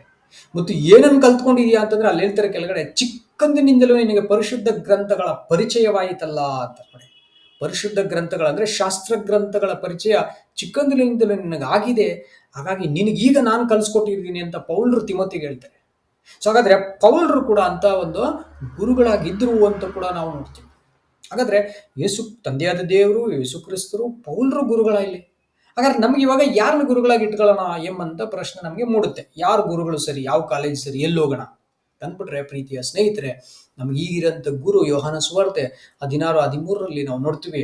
ನಮ್ಮ ರಕ್ಷಕರಾಗಿರುವ ಯೇಸು ಕ್ರಿಸ್ತರು ಹೇಳ್ತಾರೆ, ಇದು ವಚನವನ್ನ ನಾನು ಫುಲ್ ಡೀಟೇಲ್ ಆಗಿ ಹಾಕಲ್ಲ, ದಯವಿಟ್ಟು ನಿಮ್ಮ ಬೈಬಲ್ ಅನ್ನು ಓಪನ್ ಮಾಡಿ ನೀವು ನೋಡ್ಕೊಳ್ಳಿ, ಅಲ್ಲಿರುತ್ತೆ. ಅಲ್ಲಿ 16:13 ಹೇಳ್ತಾರೆ, ಸತ್ಯದ ಆತ್ಮನು ಬಂದು ಸಕಲ ವಿಷಯಗಳಲ್ಲಿ ನಮ್ಮನ್ನು ಸತ್ಯಕ್ಕೆ ನಡೆಸ್ತಾರೆ. ಅಂದ್ರೆ ಸತ್ಯದ ಆತ್ಮ ಒಬ್ಬರಲ್ಲಿ ಇದೆ ಅಂತ ಅಂದ್ಬಿಟ್ರೆ, ಮನಸ್ಫೂರ್ತಿಯಾಗಿ ನಾವು ಅದಕ್ಕೆ ಗಮನ ಕೊಡ್ತಾ ಇದ್ದೀವಿ ಅಂತ ಅಂದ್ಬಿಟ್ರೆ, ಅದು ನಮ್ಮನ್ನ ಸಕಲ ವಿಷಯದಲ್ಲೂ ಸತ್ಯಕ್ಕೆ ನಡೆಸುತ್ತೆ. ಯಾವುದೂ ಸುಳ್ಳಿರಕ್ಕೆ ಸಾಧ್ಯನೇ ಇಲ್ಲ. ಅದರಲ್ಲಿ ನಾವು ನಡೆದು ಅದನ್ನು ಅಳವಡಿಸ್ಕೊಳ್ಳುವಂಥದ್ದು ಏಳು ಬೀಳುಗಳು ಹೋಗ್ತಾ ಇರ್ತದೆ. ದಿನೇ ದಿನೇ ದಿನೇ ದಿನೇ ಬೀಳೋದು, ಹೇಳೋದು, ಬೀಳೋದು, ಹೇಳೋದು, ಹಿಂಗೆ ಹೋಗ್ತಾ ಇರ್ತದೆ. ಆದ್ರೆ ತಿಳುವಳಿಕೆ ಮಾತ್ರ ಸ್ಪಷ್ಟವಾಗಿರ್ಬೇಕು. ಮೊದಲು ತಿಳುವಳಿಕೆನೇ ತಪ್ಪಾಗಿದ್ದು ಬಿಟ್ರೆ ಏನ್ರಲ್ಲಿ ನಡೆಯೋದು, ನಾವು ಏನನ್ನ ಅನುಸರಿಸೋದು? ನಾವು ತಿಳುವಳಿಕೆನೇ ತಪ್ಪಾಗಿರುವವನು ಅವನು ಏನ್ ನಡೀತಾ ಇದ್ರು ಕೊನೆಗೆ ತಪ್ಪಾಗಿರ್ತದೆ. ಆದ್ರೆ ತಿಳುವಳಿಕೆ ಸರಿಯಾಗಿರುವವನು ಒಂದಲ್ಲ ಒಂದ್ ದಿನ ಸರಿಯಾದ ತಿಳುವಳಿಕೆ ಅವನನ್ನು ಸರಿ ಮಾಡೇ ಮಾಡುತ್ತೆ. ಅದು ವಾಸ್ತವ. ಹಾಗಾಗಿ ಪವಿತ್ರಾತ್ಮ ಇದ್ರೆ ಸಕಲ ವಿಷಯದಲ್ಲೂ ಸತ್ಯಕ್ಕೆ ನಡೆಸುತ್ತೆ. ಮತ್ತು 1 ಯೋಹಾನ 2:27 ಯೋಹಾನರು ಬರೀತಾರೆ, ಪವಿತ್ರಾತ್ಮ ನಿಮಗೆ ಇದ್ಬಿಟ್ರೆ, ಆ ಅಭಿಷೇಕ ನಿಮ್ಮೊಳಗೆ ಇದ್ಬಿಟ್ರೆ, ನಿಮ್ಗೆ ಯಾರು ಬೋಧಿಸುವ ಗುರುಗಳು ಬೇಕಾಗಿಲ್ಲ. ಈಗ ಪವಿತ್ರಾತ್ಮವೆಂಬ ಆ ಗುರು ಸಾಕು ನಿಮಗೆ. ಅದು ನಿಮ್ಮಲ್ಲಿರೋ ಕತ್ತಲೆ ಏನಂತ ನಿಮಗೆ ಗೊತ್ತು. ಒಬ್ಬ ಮನುಷ್ಯನೊಳಗಿರೋ ಆತ್ಮ, ಅವನ ಮನುಷ್ಯನೊಳಗಿರುವಂತ ಆಂತರ್ಯದ ಎಲ್ಲಾ ವಿಚಾರಗಳು ಅವನಿಗೆ ಗೊತ್ತಿರುತ್ತದೆ, ಮತ್ತು ಅವನಿಗೆ ವಾಕ್ಯವೆಂಬ ಒಂದು ಕನ್ನಡಿ ಗೊತ್ತಾಗ್ಬಿಡ್ತದೆ. ಆಗ ಈ ಪವಿತ್ರಾತ್ಮ ಅವನ ಗೈಡ್ ಮಾಡ್ತದೆ. ಯಾವ ಬೋಧಕರು, ಉಪದೇಶಕರುಗಳ ಅವಶ್ಯಕತೆನೇ ನಿಮಗೆ ಇರಲ್ಲ ಅಂತ ಹೇಳ್ಬಿಡ್ತಾರೆ. ಅಂದ್ರೆ ನೀವು ಕಲಿಯೋದಕ್ಕೆ ಒಂದು ಮನಸ್ಸುಳ್ಳ ಒಂದು ಒಂದು ದಾಹವುಳ್ಳ ಶಿಷ್ಯನಾಗಿದ್ರೆ. ಹಾಗಾಗಿ ಆ ಬೋಧನೆಗಳಿದ್ದು ಆ ಬೋಧನೆಗಳ ಕನ್ನಡಿಯಾಗಿ ಕೆಲಸ ಮಾಡಿ ನಮಗೂ ಕೂಡ ಪವಿತ್ರಾತ್ಮ ಅಂತಂದ್ರೆ ಪೂರ್ಣ ಮನಸ್ಸು, ಸಂಪೂರ್ಣ ಮನಸ್ಸು, ದೃಢ ಚಿತ್ತ ಇದಿದ್ದು ಬಿಡ್ತು ಅಂತಂದ್ರೆ ನಮ್ಗೆ ಯಾರು ಬೋಧಕರು ಬೇಕಾಗಿರಲ್ಲ ಪ್ರೀತಿಯ ಸ್ನೇಹಿತರೆ. ನೋಡಿ, ರೋಮ 8:9 ಪೌಲರು ಹೇಳ್ತಾರೆ, ಕ್ರಿಸ್ತನ ಆತ್ಮವು ಯಾರಿಗಿರುವುದಿಲ್ಲವೋ ಅವನು ಕ್ರಿಸ್ತನವನೆಲ್ಲ ಅಂದ್ಬಿಡ್ತಾರೆ. ಅಂದ್ರೆ ಈ ಕ್ರಿಸ್ತನ ಆತ್ಮ ಅಂದ್ರೆ ಏನು? ಅದು ಕ್ರಿಸ್ತನ ಬೋಧನೆಗಳು. ಯೋಹಾನ 6:63 ಅದನ್ನ ಹೇಳ್ತಾರೆ, ಕ್ರಿಸ್ತನ ಬೋಧನೆಗಳು, ಈ ಉಪಮಾನಗಳು, 39 ಸಾಮ್ಯಗಳು ನಮ್ಮಲ್ಲಿ ಇದ್ದು ಬಿಟ್ರೆ ನಾವು ಕ್ರಿಸ್ತನವರು. ಈ ಕಥೆಗಳೇ ಇಲ್ಲ ಅಂದ್ಬಿಟ್ರೆ, ಅದರ ಸಾರಾಂಶಗಳೇ ಇಲ್ಲ ಅಂದ್ರೆ ಕ್ರಿಸ್ತನ್ಗೂ ನಮ್ಗೆ ಯಾವುದೇ ಸಂಬಂಧ ಇಲ್ಲ, ಕ್ರಿಸ್ತನ್ಗೂ ನಮ್ಗೇನೋ ಗೊತ್ತಿಲ್ಲ. ಅದಕ್ಕೆ ಕ್ರಿಸ್ತರು ಕೆಲವು ಕಡೆಗಳಲ್ಲಿ ಕೆಲವ್ರಿಗೆ ಹೇಳ್ತಾರೆ, ನಿಮ್ಮ ಗುರುತೇ ನನಗೆ ಗೊತ್ತಿಲ್ಲ ಹೋಗ್ರಪ್ಪ ಅಂತ. ಯಾಕಂದ್ರೆ ನನ್ನ ವಚನಗಳು ನಿಮ್ಮೊಳಗೆ ಇಲ್ಲ, ನೀವು ನನ್ನೊಳಗೂ ಇಲ್ಲ, ಎರಡೂ ಇಲ್ಲ, ನೀವು ನನಗೆ ಗೊತ್ತಿಲ್ಲ, ತೊಲಗ್ರಿ. ಹಾಗಾದ್ರೆ ಪವಿತ್ರಾತ್ಮ ಎಂಬಂಥದ್ದು ಎಲ್ಲಾ ಕಾಲಗಳಲ್ಲಿ, ಅಂದ್ರೆ ಯೇಸು ಕ್ರಿಸ್ತರು ನಂತರ ಎಲ್ಲಾ ಕಾಲಗಳಲ್ಲಿ ಎಲ್ಲರಲ್ಲಿ ಇರೋಂಥ ಗುರು. ಅಂದ್ರೆ ನಮ್ಮ ಪ್ರಜ್ಞೆ, ದೈವಿಕವಾಗಿರೋಂಥ ಪ್ರಜ್ಞೆ, ಅಥವಾ ಒಂದೇನು ಹೇಳ್ಬೋದು, ಒಂದು ಎಕ್ಸ್ಟ್ರಾ ಮನುಷ್ಯನಿಗಿರುವಂತಹ ಶಕ್ತಿ, ಇಂದ್ರಿಯಗಳಿಗೆ ಸಾಧ್ಯ ಆಗದಿರೋಂಥ ಒಂದು ಶಕ್ತಿ ಅದಷ್ಟೇ. ಆಗ ಇವರ ಮೇಲೆ ಇರೋಂಥ ಗುರುಗೆ ಕನ್ನಡದಲ್ಲಿ ಏನ್ ಹೇಳ್ತೀವಿ, ಪರಮ ಗುರು ಅಂತ ಹೇಳ್ತೀವಿ. ಅದು ಯಾರಪ್ಪ ಅಂದ್ರೆ ಕೇವಲ 12 ಅಪೊಸ್ತಲಗಳು ಮಾತ್ರ. ಮಿಕ್ಕಿರೋ ಯಾರೂ ಇದಕ್ಕೆ ಸಮಾನರಾಗಕ್ಕೆ ಸಾಧ್ಯ ಇಲ್ಲ. ಯಾಕಂದ್ರೆ ಪರಲೋಕದಲ್ಲಿ ಬರೀ 12 ಅಪೊಸ್ತಲಗಳ ಹೆಸರೇ ಇದೆ, ಬಿಟ್ರೆ ಬೇರೆ ಯಾವ ಹೆಸರು ಇಲ್ಲ. ಆದ್ರೆ ಕ್ರೈಸ್ತತ್ವದಲ್ಲಿ ನೀವು ಇದು ನೋಡ್ಬೋದು ಸ್ನೇಹಿತರೆ, ಬೇಕಾದಷ್ಟು ಜನ ಅವ್ರನ್ನ ಪ್ರವಾದಿಗಳಂತ ಡಿಕ್ಲೇರ್ ಮಾಡ್ಕೊಳ್ತಾರೆ, ಅಪೋಸ್ತಲರು ಅಂತ ಹಾಕೊಂಡಿರ್ತಾರೆ, ಘನ ಬೋಧಕರು ಅಥವಾ ರೆವರೆಂಡ್ ಅಂತ ಹಾಕೊಳ್ತಾರೆ, ಅಥವಾ ಏನ್ರಿ ಬಿಷಪ್ರು, ಆರ್ಚ್ ಬಿಷಪ್ರು, ಪೋಪ್, ಡೀಕನ್ ಅಂತ ಏನೆಲ್ಲ ತಗೊಳ್ತಾರೆ. ಆದ್ರೆ ಆ ಟೈಟಲ್ಗಳು ಸೂಕ್ತವಾಗಿದ್ದು ಅವರಿಗೆ ತಗೊಳ್ಬಹುದಾ ಅದನ್ನ ದೇವ್ರ ಮುಂದೆ ಅಂತಂದ್ರೆ ಖಂಡಿತ ಯಾವುದು ಅದು ತಗೊಳ್ಳೋಂಥದ್ದು ತಪ್ಪು. ಆ ಕೆಲಸವನ್ನ ನಿಭಾಯಿಸಬಹುದು. ಆದ್ರೆ ಏನು ಗೊತ್ತಿಲ್ಲದೆ ಆ ಹೆಸರುಗಳನ್ನ ಇಟ್ಕೊಳ್ಳುವಾಗ ನಮ್ಗೆ ಶೇಮ್ ಆಗ್ಬೇಕು. ಆಕ್ಚುಲಿ ನಾವು ವೈದ್ಯನಂತೆ ಬಟ್ಟೆ ಧರಿಸ್ಬಿಟ್ಟು ಹೋಗ್ತಾ ಇದೀನಿ, ವೈದ್ಯರಲ್ಲ ಅನ್ನುವಾಗ ನಮ್ಗೆ ಶೇಮ್ ಆಗುತ್ತಲ್ಲ. ಒಂದು ಪೊಲೀಸ್ನಂತೆ ನಾವು ಬಟ್ಟೆ ಧರಿಸಿ ಹೋಗ್ತಾ ಇರುವಾಗ ನಾವು ಪೊಲೀಸ್ ಅಲ್ಲದೆ ಇರುವಾಗ ನಮ್ಗೆ ಶೇಮ್ ಆಗ್ತದಲ್ಲ. ಸೊ ಈ ರೀತಿಯಲ್ಲಿ ನಮಗೆ ಆ ಟೈಟಲ್ಸ್ಗಳನ್ನ ತಗೊಳ್ಳುವಾಗ ನಮಗೆ ಶೇಮ್ ಆಗ್ಬೇಕು. ಆದ್ರೆ ನಮ್ಗೆ ಏನಕ್ಕೆ ಆಗ್ತಾ ಇಲ್ಲ ಅಂತ ಅಂದ್ಬಿಟ್ರೆ, ನಮ್ಗೆ ಪ್ರಜ್ಞೆನೇ ಇಲ್ಲ, ನಮ್ಗೆ ಆತ್ಮನೇ ಇಲ್ಲ, ಕಣ್ಣೇ ಇಲ್ಲ ನಮ್ಗೆ. ನಾವು ಕುರುಡರಾಗಿರೋದ್ರಿಂದ ನಾವ್ ಏನ್ ಹಾಕೊಳ್ತಾ ಇದೀವಿ, ನಾವ್ ಏನ್ ಮಾಡ್ತಾ ಇದೀವಿ, ನಾವ್ ಎಲ್ಲಿ ಹೋಗ್ತಾ ಇದೀವಿ, ಏನ್ ತಿಂತಾ ಇದೀವಿ, ಏನು ಪ್ರಜ್ಞೆ ಇಲ್ಲ ನಮ್ಗೆ. ಆದ್ರೆ ಅಪೊಸ್ತಲರುಗಳು ಪರಮ ಗುರುಗಳಾಗಿದ್ರು.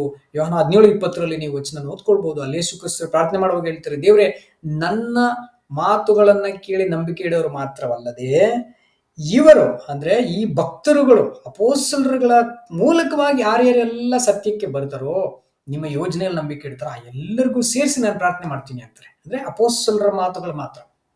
ಅದಕ್ಕೆ ಅಪೊಸ್ತಲರಿಗೆ ಸರ್ವಾಧಿಕಾರ ಕೊಡ್ತಾರೆ. 20ನೇ ಅಧ್ಯಾಯ 22, 23 ವಚನಗಳಲ್ಲಿ ಅವರಿಗೆ ಪವಿತ್ರಾತ್ಮವನ್ನ ಕೊಟ್ಟು ಊದಿ ಅವರಿಗೆ ತಗೊಳ್ರಿ, ನೀವು ಯಾರ ಪಾಪ ಕ್ಷಮಿಸ್ತೀರೋ ಅವ್ರ ಪಾಪ ಕ್ಷಮಿಸಲ್ಪಡ್ತದೆ, ನೀವು ಯಾರ ಪಾಪ ಹಂಗೆ ಇಟ್ಕೊಳ್ತೀರೋ ಅವ್ರ ಪಾಪ ಹಂಗೆ ಇರ್ತದೆ.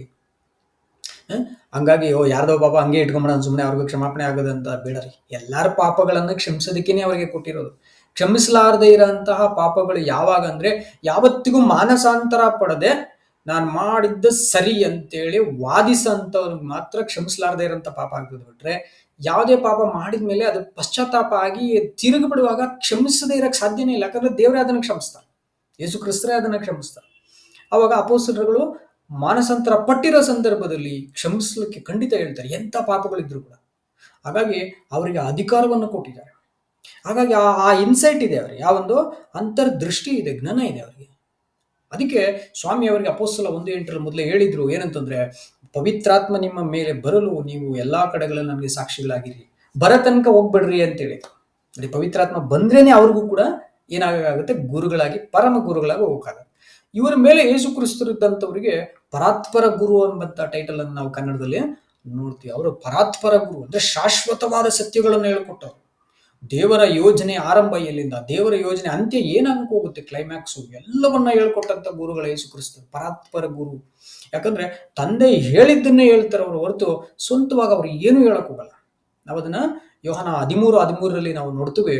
ಅವರು ತಂದೆ ಏನ್ ಹೇಳ್ತಾರೋ ಅದನ್ನೇ ಹೇಳಿದ್ರಿಂದ ಶಿಷ್ಯರು ಅವ್ರನ್ನ ಹೇಳ್ತಾರೆ, ಕರ್ತನೇ ಗುರುವೇ ಅಂತ ಕರೀತಾರೆ. ಅದಕ್ಕೆ ಯೇಸು ಕ್ರಿಸ್ತರು ಹೇಳ್ತಾರೆ, ನೀವು ಕರ್ತನು ಗುರು ಅಂತ ನನ್ನ ಕರೀತಾ ಇರೋದು ತುಂಬಾ ಕರೆಕ್ಟ್. ಅದು ನಾನು ಗುರುವಾಗಿದ್ದೀನಿ ಮತ್ತು ಈತನನ್ನ ಗುರುವಾಗಿ ತಂದೆಯಾದ ದೇವರು ಮುದ್ರೆ ಹಾಕಿ ಕಳಿಸಿದ್ದಾರೆ ಅಂತ ಯೋಹಾನ 6:27 ತಂದೆಯಾದ ದೇವರು ಮುದ್ರೆ ಹಾಕಿ ಪ್ರತಿಷ್ಠಿಸಿ ಕಳಿಸಿದ್ದಾರೆ ನನ್ನನ್ನು ಈ ಕೆಲಸವನ್ನ ಮಾಡ್ಲಿಕ್ಕೆ.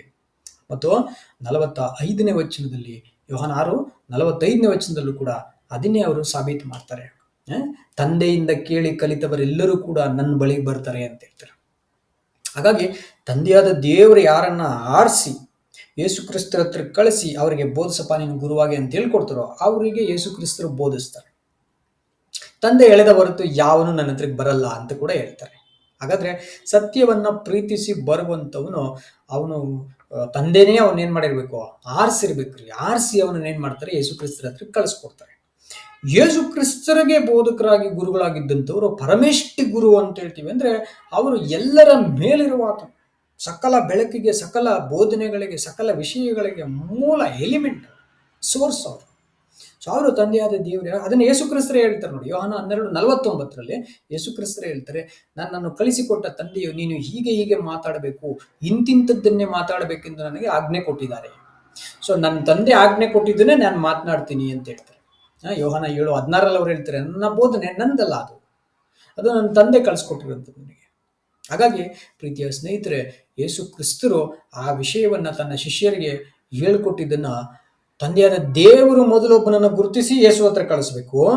ಯೇಸು ಅವನಿಗೆ ತನ್ನ ಮತ್ತು ತಂದೆಯಾದ ದೇವರ ಯೋಜನೆಯನ್ನ ಬೋಧಿಸಬೇಕು.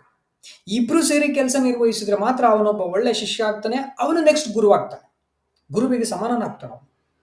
ಆದ್ರೆ ಈ ಇಬ್ರು ಕೆಲಸ ಮಾಡ್ಬೇಕು. ಅದನ್ನ ಮತ್ತೆ 16:16 ನೀವು ನೋಡುವಾಗ ಅಲ್ಲಿ ಹೇಳ್ತಾರೆ, ಯೇಸು ಕ್ರಿಸ್ತರ ಪೇತ್ರನ ನೋಡ್ತಾರೆ. ಪೇತ್ರ, ನಾನು ಯಾರಪ್ಪ ಅಂತಂದ್ರೆ ಜೀವ ಸ್ವರೂಪನಾದ ದೇವರ ಅಭಿಷೇಕಿಸಿದ ಕ್ರಿಸ್ತನು. ಹೇಗಪ್ಪ ನೀನು ಇದು ಗೊತ್ತಾಯ್ತು ಅಂತಂದ್ರೆ, ನೋಡು ಇದು ಯಾರು ಮನುಷ್ಯರಲ್ಲ ನಿನಗೆ ತಿಳಿಸಿದ್ದು, ಇದನ್ನ ಹೇಳ್ಕೊಟ್ಟಿದ್ದು ಯಾರಂತಂದ್ರೆ ಪರಲೋಕದಲ್ಲಿ ನನ್ನ ತಂದೆನೇ ಈ ರಹಸ್ಯನ ತಿಳಿಸಿದ್ದು. ಅಂದ್ರೆ ಯೇಸು ಕ್ರಿಸ್ತರೇ ಗುರು ಅಂತೇಳಿ ಅವರನ್ನ ಗುರುತಿಸುವಂತಹ ಮನೋನೇತ್ರ, ಆ ಗುರುತಿಸಲ್ಪಡಬೇಕೆ ಅಂತರ್ದೃಷ್ಟಿ, ಇನ್ನರ್ ಸೈಟ್, ಕನ್ವಿಕ್ಷನ್ ಹೇಗ್ ಬರ್ತದೆ ಅಂತಂದ್ರೆ ತಂದೆಯ ದೇವರು ನಮ್ಮ ಮನಸ್ಸುಗಳನ್ನ ತೆರೆದ್ರೆ ಮಾತ್ರ ಬರ್ತದೆ. ಇಲ್ಲಾಂದ್ರೆ ಅದು ಬರಲ್ಲ. ನಮಗೆ ಯೇಸು ಕ್ರಿಸ್ತರೇ ಗುರು ಎಂಬಂಥದ್ದು ಬರಲ್ಲ. ಅದು ಬರಬೇಕಂದ್ರೆ ತಂದೆಯ ದೇವರು ನಮಗೆ ಆ ಅಂತರ್ದೃಷ್ಟಿಯನ್ನ ತೆಗಿಬೇಕು. ಈ ದೃಷ್ಟಿ ಅಲ್ಲ, ಅಂತರ್ದೃಷ್ಟಿ. ಮತ್ತು ಲೂಕ 10:22 ಕೂಡ ಅದನ್ನೇ ಹೇಳ್ತಾರೆ, ಮಗನು ಯಾರಂತ ಯಾರಿಗೂ ಗೊತ್ತಿಲ್ಲ, ಅದು ತಂದೆಗೆ ಮಾತ್ರ ಗೊತ್ತು. ಹಾಗೆ ತಂದೆ ಯಾರಂತ ಈ ಬೇರೆ ಯಾರಿಗೂ ಗೊತ್ತಿಲ್ಲ, ಮಗನಿಗೆ ಮಾತ್ರ ಗೊತ್ತು.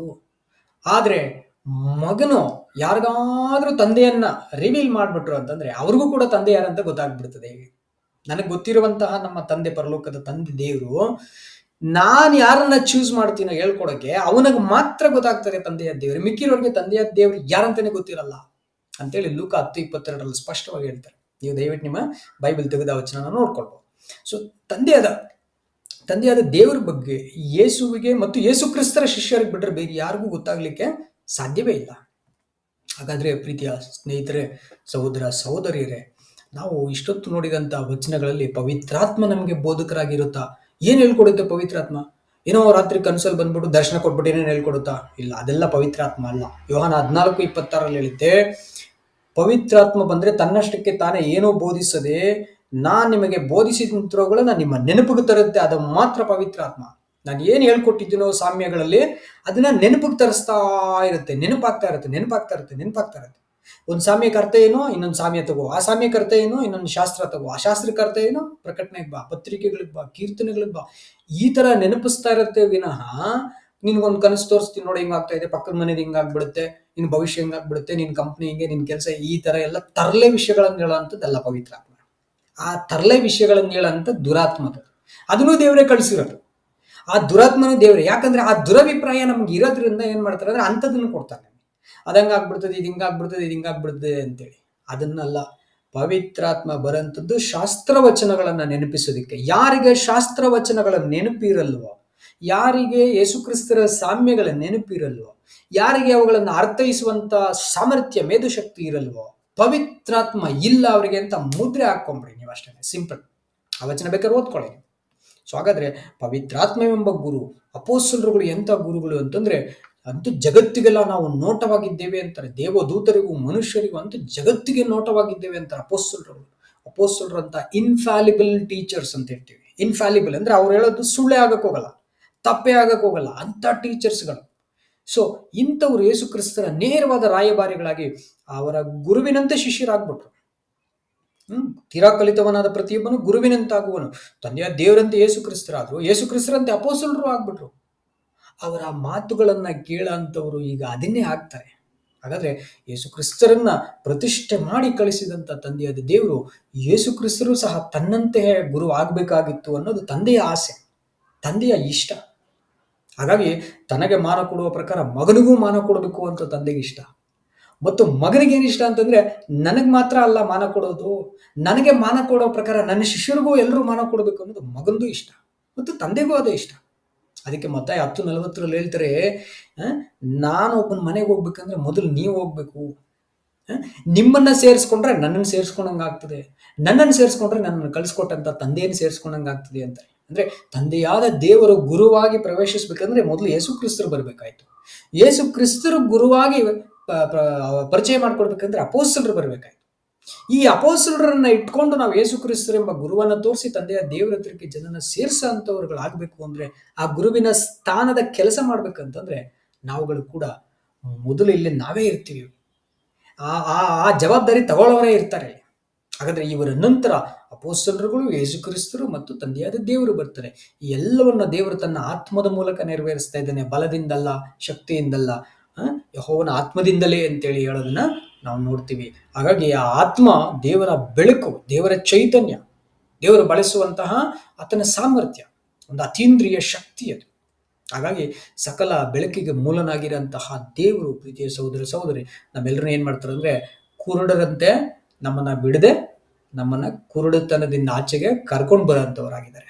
ಹಾಗಾಗಿ ನಾವು ಯೇಸು ಕ್ರಿಸ್ತರ ಸಾಮ್ಯದಲ್ಲಿ ನೋಡುವಾಗ ಕುರುಡನಿಗೆ ದಾರಿ ತೋರ್ಸಕ್ ಹೋಗ್ತಾರೆ. ನಾವು ಕುರುಡರಾಗಿ ಇರೋದಕ್ಕೂ ಬಯಸಬಾರ್ದು ಮತ್ತು ಇನ್ನೊಬ್ಬ ಕುರುಡನನ್ನ ನಾವು ಕರ್ಕೊಂಡು ಹೋಗೋದಕ್ಕೆ ಹೋಗ್ಬಾರ್ದು. ನಾವು ಕುರುಡರಾಗಿರುವಾಗ ನಮಗೆ ಗೊತ್ತಿಲ್ದಿರೋ ವಿಷಯದಲ್ಲಿ ನಾವು ಏನು ಹೇಳಕ್ ಹೋಗ್ಬಾರ್ದು, ಗೊತ್ತಿಲ್ದಿರೋ ವಿಷಯದಲ್ಲಿ ನಾವು ಟೀಚ್ ಮಾಡಕ್ ಹೋಗ್ಬಾರ್ದು. ಪರಿಚಯ ಸುಮ್ಮನೆ ಎಕ್ಸೈಟ್ಮೆಂಟ್ ಅಲ್ಲಿ ಎಲ್ಲ ಏನ್ ಮಾಡ್ತಾರೆ ಅಂದ್ರೆ, ಕ್ರಿಸ್ಟಿಯಾನಿಟಿದು ಅತಿ ದೊಡ್ಡ ವೀಕ್ನೆಸ್ ಏನಂದ್ರೆ, ತಾನೇನೋ ಒಂದು ನಂಬ್ತಾ ಇದ್ದೀನಿ, ಎಲ್ಲೋ ಚರ್ಚ್ ಹೋಗ್ತಾ ಇದ್ದೀನಿ, ಯಾರೋ ಕ್ರಿಸ್ಟಿಯನ್ ಪರಿಚಯ ಆಗಿದ್ರೆ ಅಂದ್ರೆ ಇನ್ನೊಬ್ಬನ ಕರ್ಕೊಂಡ್ಬಂದು ಇಮಿಡಿಯೇಟ್ ಪರಿಚಯ ಮಾಡಕ್ ನೋಡ್ತಾರೆ. ಮೊದಲು ನೀನ್ ಕಣ್ಣೆಲ್ಲ ಕ್ಲಿಯರ್ ಮಾಡು, ಮೊದಲು ನೀನ್ ಸ್ಪಷ್ಟವಾಗಿ ನಂಬು, ಮೊದಲು ನೀನ್ ಪ್ರಶ್ನೆ ಮಾಡು, ಯಾಕೆ ನಂಬ್ತಾ ಇದ್ದೀನಿ, ಏನ್ ನಂಬ್ತಾ ಇದ್ದೀನಿ, ಇದು ಸತ್ಯನಾ, ಇದು ನಿಜನಾ, ಇದು ಹೌದಾ, ಇದು ಅಲ್ವಾ, ಮೊದಲು ಪರಿಶೀಲನೆ ಮಾಡು, ಭದ್ರವಾಗಿ ಹಿಡ್ಕೊ. ಆನಂತರ ನೀನ್ ಹೇಳ್ಕೊಟ್ಟವ್ರು ಯಾರು ಅನ್ನೋದನ್ನು ಯೋಚನೆ ಮಾಡು.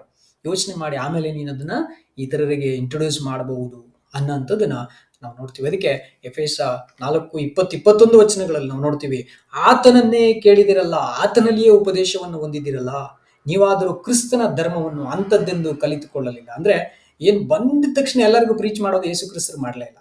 ಅವ್ರ ಪ್ರೀಚ್ ಮಾಡಕ್ ಹೋಗ್ಲೇ ಇಲ್ಲ. 30 years ಸುಮ್ಮನೆ ಇದ್ರು ಮೌನವಾಗಿ.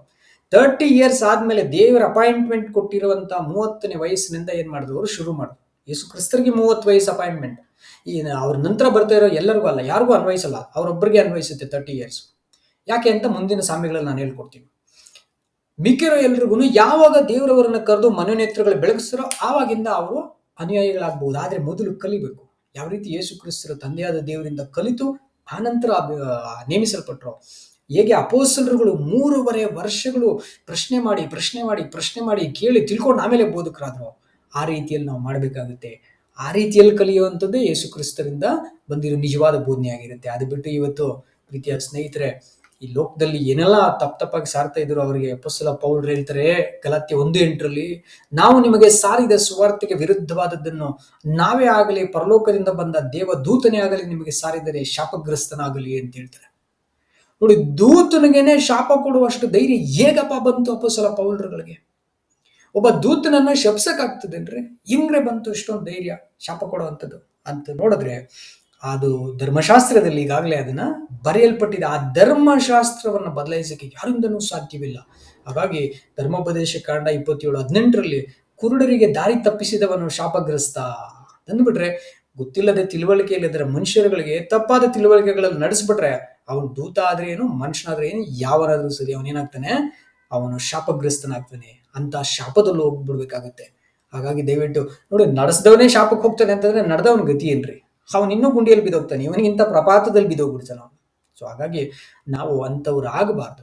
ಹಾಗಾಗಿ ಪ್ರೀತಿಯ ಸ್ನೇಹಿತರೆ, ಈ ಸಾಮ್ಯದ ಮೂಲ ಉದ್ದೇಶನೇ ಇದು. ನಾವು ಯಾವುದನ್ನೇ ಆಗ್ಲಿ ಕೂಲಂಕುಷವಾಗಿ ಮೊದಲು ಎಲ್ಲವನ್ನೂ ಪರಿಶೋಧಿಸಿ ಒಳ್ಳೆಯದನ್ನ ಮಾತ್ರ ಭದ್ರವಾಗಿ ಇಟ್ಕೊಳ್ಬೇಕೇ ವಿನಃ ನಾವು ಕುರುಡರಾಗಿ ಇರುವಂಥದ್ದು ಮೊದಲು ತಪ್ಪು, ಮತ್ತೊಬ್ಬನಿಗೆ ನಾವು ದಾರಿ ತೋರಿಸುವಂಥದ್ದು ಕೂಡ ತಪ್ಪಾಗ್ತದೆ. ಆದ್ರೆ ನಾವು ಗಮನಿಸಬಹುದು, ಈಗ ಬೇಕಾದಷ್ಟು ಜನಗಳಿಗಿರುವಂತಹ ಒಂದು ಪರಮ ಹುಚ್ಚು ಏನಪ್ಪಾ ಅಂದ್ರೆ, ನಾನು ಹೇಳಬೇಕು. ಉದಾಹರಣೆಗೆ ಯೂಟ್ಯೂಬ್ ಚಾನಲ್ ಅನ್ನೇ ನೋಡ್ರಿ, ಬೇಕಂದ್ರೆ ಕೆಲವು ಚಾನಲ್ಗಳನ್ನ ನೀವು ನೋಡಿದ್ರೆ ಲಕ್ಷಗಟ್ಟಲೆ ಜನಗಳು ಏನ್ರಿ, ಮಿಲಿಯನ್ಸ್ ಅಂದ್ರೆ 10 ಲಕ್ಷ ಗಟ್ಟಲೆ, 20 ಲಕ್ಷ ಗಟ್ಟಲೆ, 30 ಲಕ್ಷ ಗಟ್ಟಲೆ ಜನಗಳು ನನ್ನ ಚಾನಲ್ ಅಲ್ಲಿ ಇರ್ತಾರೆ. ಅವರು ಹೇಳಂತ ವಿಷಯಗಳನ್ನ ಬೇಕಾದ್ರೆ ನಾವು ಒಂದು ಕೌಂಟರ್ ಕೊಡ್ಬೇಕು ಅಂತಂದ್ರೆ ಕೂತ್ಕೊಂಡು ಎಲ್ಲ ತಪ್ಪಂತ ನಿರೂಪಿಸಬಹುದು. ಎಲ್ಲ ಒಂದೊಂದು ವಿಡಿಯೋಗಳು ತಪ್ಪು, ಒಂದೊಂದು ಪಾಠಗಳು ತಪ್ಪಂತ ನಿರೂಪಿಸಬಹುದು. ಅಂತ ತಪ್ಪಾಗಿರೋ ಪಾಠಗಳನ್ನ ಹೇಳ್ತಾರೆ ಜನಗಳಿಗೆ ಲಕ್ಷಗಟ್ಟಲೆ ಜನಗಳಿದ್ದಾರೆ. ಅದನ್ನ ಕೇಳ್ತಾ ಇದ್ದಾರೆ. ಅವಾಗ ಅವ್ರಿಗೆ ಏನು ಅವಸರ ಇದೆ ಅಂದ್ರೆ ಏನೋ ಒಂದ್ ಹೇಳಿ ಜನರನ್ನ ಆಕರ್ಷಣೆ ಮಾಡಿ ಅವ್ರಿಗೆ ಬೇಕಾಗಿರೋಂತ ಒಂದು ಬಿಸ್ನೆಸ್ ಅವ್ರು ಮಾಡ್ಕೊಳ್ತಾ ಇದ್ದಾರೆ. ಆತರ ಇದ್ದಾರೆ. ಅಂತಹ ಆಸೆ ದಯವಿಟ್ಟು ಕ್ರೈಸ್ತರು ನಾವು ಪಡಬಾರದು. ಹಾಗೇನಾಗುತ್ತೆ, ಇಡೀ ಕ್ರೈಸ್ತತ್ವವನ್ನ ನಾವು ತಪ್ಪದಾರಿಯಲ್ಲಿ ನಡೆಸೋದು ಒಂದಲ್ಲದೆ ಇತರ ಧರ್ಮಗಳ ಎದುರಿಗೆ ಇವರೆಂತ ಕುರುಡ್ರಿ ಇವರು ಅಂತೇಳಿ ಕ್ರೈಸ್ತತ್ವವನ್ನ ದ್ವೇಷಿಸೋದಕ್ಕೆ ಪ್ರಥಮ ಕಾರಣ ನಾವಾಗಿರ್ತೇವೆ. ಕ್ರೈಸ್ತರನ್ನ ಅತ್ಯಂತ ಕೆಟ್ಟದಾಗಿ ದ್ವೇಷಿಸೋದಕ್ಕೆ ನಾವು ಕಾರಣ ಆಗೋಗ್ಬಿಡ್ತೀವಿ. ಅಂತ ರೀತಿಯಲ್ಲಿ ನಾವು ತಪ್ಪಾಗಿರೋಂತಹ ಬೋಧನೆಗಳನ್ನ ಮಾಡುವಾಗ ನಾವು ಬೋಧನೆ ಮಾಡೋ ಅಂಥದ್ದು ಮಾತ್ರ ಅಲ್ಲದೆ ನೋಡಿ, ನಿನ್ನ ವಿಷಯದಲ್ಲೂ ನಿನ್ನ ಬೋಧನೆ ವಿಷಯದಲ್ಲೂ ಜಾಗೃತನಾಗಿರು. ಈಗ ಮಾಡಿದ್ರೆ ನೀನು ನಿನ್ನನ್ನು ರಕ್ಷಣೆ ಮಾಡ್ಕೊಳ್ತೀಯ, ನಿನ್ನ ಬೋಧನೆ ಕೇಳುವವರನ್ನು ರಕ್ಷಣೆ ಮಾಡ್ಕೊಳ್ತೀಯ ಅಂತೇಳಿ ನಮಗೆ 1 ತಿಮೋಥಿ 4:16 ಪೌಲರು ಸಜೆಸ್ಟ್ ಮಾಡ್ತಾರೆ. ಹಾಗಾಗಿ ಪ್ರೀತಿಯ ಸ್ನೇಹಿತರೆ, ಈ ವಿಡಿಯೋದಲ್ಲಿ ನಿಮಗೆ ಈಗಾಗಲೇ ತಂದೆ ನಡೆದಂತ ಇರುವಂತ ಕಳೆಗಳು ಯಾವುದು, ಗೋಧಿ ಹಣಜಿಗಳು ಯಾವುದು ಎಂಬಂತ ಸಾಮ್ಯಗಳಿಗೂ ಈ ವಿಡಿಯೋಗೆ ಸಂಬಂಧಪಡುತ್ತೆ. ಅದನ್ನ ಈಗಾಗಲೇ ನಾನು ಮಾಡಿದ್ದೀನಿ, ಪಾಠ ಮಾಡಿದ್ದೀನಿ. ವಿಡಿಯೋ ಇರುತ್ತೆ, ಅದನ್ನ ನಾವು ಅಪ್ಲೋಡ್ ಮಾಡಿದ್ದೀನಿ. ಈ ವಿಡಿಯೋದ ಕೊನೆಯಲ್ಲಿ ನಿಮಗೆ ಅದರದ್ದು ಲಿಂಕ್ ಹಾಕಿರ್ತೀನಿ, ನೀವು ಬೇಕಾದ್ರೆ ಆ ವಿಡಿಯೋಗಳನ್ನು ನೋಡಬಹುದು. ಅಣಜ ಅಂದ್ರೆ ಏನು, ಅಣಜಿಗಳು ಅಂತಂದ್ರೆ ಏನು, ಕಳೆಗಳು ಅಂತಂದ್ರೆ ಏನು, ಗೋಧಿಗಳಂದ್ರೆ ಯಾವುದು, ಎಲ್ಲವನ್ನು ನಾನು ಅದರಲ್ಲಿ ತಿಳಿಸಿರ್ತೀನಿ. ನಮಗೆ ಸುಮಾರು 7 ಸಾಮ್ಯಗಳನ್ನ ಒಂದೇ ವಿಡಿಯೋದಲ್ಲಿ ನಾನು ಹೇಳಿರ್ತೀನಿ. ಸ್ವಲ್ಪ ಉದ್ದವಾಗಿರುತ್ತೆ, ನಿಮಗೆ ಬೇಕಾದ್ರೆ ಆಗಾಗ ಬ್ರೇಕ್ ತಗೊಂಡು ಒಂದೊಂದು ಸಾಮ್ಯ ಅಷ್ಟನ್ನೇ ನೋಡ್ಕೊಬಹುದು. ನೀವು ಒಂದು ಸಾಮ್ಯನ ನೋಡಿ, ಆ ವಿಡಿಯೋನ ಸ್ಕಿಪ್ ಮಾಡಿ ನೆಕ್ಸ್ಟ್ ಇನ್ನೊಂದು ಸಾಮ್ಯ ಅಲ್ಲಿಂದ ನೋಡಿ, ನೆಕ್ಸ್ಟ್ ಇನ್ನೊಂದು ಸಾಮ್ಯ, ಆ ರೀತಿಯಲ್ಲಿ ನೀವು ಮಾಡಬಹುದು ಬೇಕಂದ್ರೆ. ಆಮೇಲೆ ಎಲ್ಲ ಸಾಮ್ಯಗಳು ಕಲಿತಾದ ಮೇಲೆ ಕಲಿಬೇಕಿರುವಂತ ಒಂದು ಸಾಮ್ಯ, ಕೊನೆಯ ಸಾಮ್ಯವಾಗಿ ಬಳಸಬೇಕಾಗಿರುವಂತ ಒಂದು ಸಾಮ್ಯವನ್ನು ಕೂಡ ಮಾಡಿರ್ತೀನಿ. ಅಂದ್ರೆ 8 ಸಾಮ್ಯಗಳ ಪಾಠಗಳು ಈಗಾಗಲೇ ಇದೆ. ಸೊ ಹೋದ ವಾರ ಇಂಟ್ರೊಡಕ್ಷನ್ ಮಾತ್ರ ನಾನು ಮಾಡಿದ್ದೆ, ಯಾವ್ದು ಇಂಥ ಸಾಮ್ಯ ಅಂತ ಮಾಡಿರ್ಲಿಲ್ಲ ಹೋದ ವಿಡಿಯೋದಲ್ಲಿ. ಈ ವಿಡಿಯೋದಲ್ಲಿ ನಾನು ಒಂದು ಸಣ್ಣ ಸಾಮ್ಯ ಮತ್ತು ಆರಂಭದ ಸಾಮ್ಯ ಆರ್ಡರ್ ಅಲ್ಲಿ, ಕ್ರಾನಾಲಜಿಕಲಿ, ಸೊ ಇದನ್ನ ನಾನು ಪ್ರೆಸೆಂಟ್ ಮಾಡಿರ್ತೀನಿ. ದಯವಿಟ್ಟು ಈ ವಿಡಿಯೋನ ತಪ್ಪದೆ ನೀವೆಲ್ಲರೂ ನೋಡಬೇಕು. ಮಾತ್ರ ಅಲ್ಲ, ಎಲ್ಲರ ಜೊತೆಲಿ ಶೇರ್ ಮಾಡ್ಕೊಳ್ಳಿ. ಮುಂದಿನ ಸಾಮ್ಯದೊಂದಿಗೆ ಪುನಃ ನಾನು ನಿಮ್ಮ ಮುಂದೆ ಬರ್ತೀನಿ. ಅಲ್ಲಿವರೆಗೂ ನಿಮ್ಮ ಅಭಿಪ್ರಾಯಗಳನ್ನ ದಯವಿಟ್ಟು ಕಮೆಂಟ್ಸ್ ರೂಪದಲ್ಲಿ ತಿಳಿಸ್ರಿ.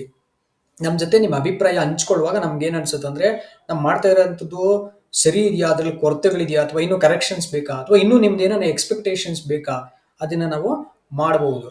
ತಿಳ್ಕೊಳ್ಳಿ. ಖಂಡಿತ ನಾನು ದೊಡ್ಡ ಕ್ರೌಡ್ ಅನ್ನ ಅಡ್ರೆಸ್ ಮಾಡ್ತಾ ಇಲ್ಲ, ತುಂಬಾ ಜನಗಳು ವೀಕ್ಷಿಸ್ಬೇಕನ್ನೋಂಥ ಪಾಯಿಂಟ್ ಅಲ್ಲ. ಆದ್ರೆ ಈ ಅರ್ಹರಾದಂಥವರು, ಯೋಗ್ಯರಾದಂಥವರು ವೀಕ್ಷಿಸಬೇಕು. ದಾಹ ಉಳ್ಳವರು, ಅರ್ಹ ಅಂದ್ರೆ ಯೋಗ್ಯ ಅಂದ್ರೆ ಜಸ್ಟ್ ದಾಹ, ಪೂರ್ಣ ಮನಸ್ಸಿಂದ ಸತ್ಯಕ್ಕಾಗಿ ಕಾಯ್ತಾ ಇರೋಂಥವ್ರು, ಅಂಥವ್ರು ವೀಕ್ಷಿಸಬೇಕು. ಅಂಥವ್ರ ಜೊತೆ ಶೇರ್ ಮಾಡ್ಕೊಳ್ಳಿ. ಅಂಥವ್ರುಗಳು ನೀವು 5 ಜನ ಆದ್ರೂ ಪರವಾಗಿಲ್ಲ, ದಯವಿಟ್ಟು ನೀವು ನಿಮ್ಮ ಕಾಮೆಂಟ್ಸ್ ರೂಪದಲ್ಲಿ ನೀವು ನಮ್ಮ ಅಭಿಪ್ರಾಯಗಳನ್ನ ತಿಳಿಸ್ರಿ. ಸೊ ಆ ಮೂಲಕವಾಗಿ ಮುಂದಿನ ಸಾಮ್ಯಗಳನ್ನ ನಾನು ಪ್ರೆಸೆಂಟ್ ಮಾಡುವಾಗ ಏನನ್ನ ನಾನಿನ್ನು ನಿಮಗೆ ಕ್ಲಾರಿಟಿ ಕೊಡಬೇಕಾಗ್ತದೆ ಅನ್ನುವಂಥದ್ದಕ್ಕೆ ಹೆಚ್ಚಿನ ವಿಷಯಗಳ ಮೇಲೆ ನಾನು ಒತ್ತು ಕೊಡಬಹುದು. ಸೊ ಹಾಗಾಗಿ ನಿಮ್ಗೆಲ್ರಿಗೂ ಕೂಡ ಶೇರ್ ಮಾಡ್ಕೊಳ್ಳಿಕ್ಕೋ, ಸಬ್ಸ್ಕ್ರೈಬ್ ಮಾಡ್ಕೊಳ್ಳಿಕ್ಕೋ ಮತ್ತು ಕಮೆಂಟ್ಸ್ಗಳಿಗೂ ಕೂಡ ನಾನು ಇದೊಂದೇ ಒಂದು ಕಾರಣಕ್ಕೆ ರಿಮೈಂಡ್ ಮಾಡ್ತಾ ಇರ್ತೀನಿ ಪುನಃ. ಸೊ ದಯವಿಟ್ಟು ಮತ್ತೆ ಮಾಡೋದಕ್ಕಿಂತ ಇನ್ನೊಂದು ವಿಡಿಯೋ ಮಾಡುವಷ್ಟೊತ್ತಿಗೆ ನಿಮ್ಮ ಕಮೆಂಟ್ಸ್ಗಳನ್ನ ನಾನು ನೋಡಿ ಮಾಡ್ತೀನಿ. ಹಾಗಾಗಿ ನೀವೆಲ್ಲರೂ ಇದನ್ನ ಶೇರ್ ಮಾಡಿ ಅಂತ ರಿಕ್ವೆಸ್ಟ್ ಮಾಡ್ಕೊಳ್ತಾ, ಈ ವಿಡಿಯೋನ ಇಲ್ಲಿವರೆಗೂ ತಾಳ್ಮೆಯಿಂದ ನೋಡಿದ್ದಕ್ಕೆ ನಿಮ್ಮೆಲ್ಲರಿಗೂ ಕೂಡ ನನ್ನ ಧನ್ಯವಾದಗಳು.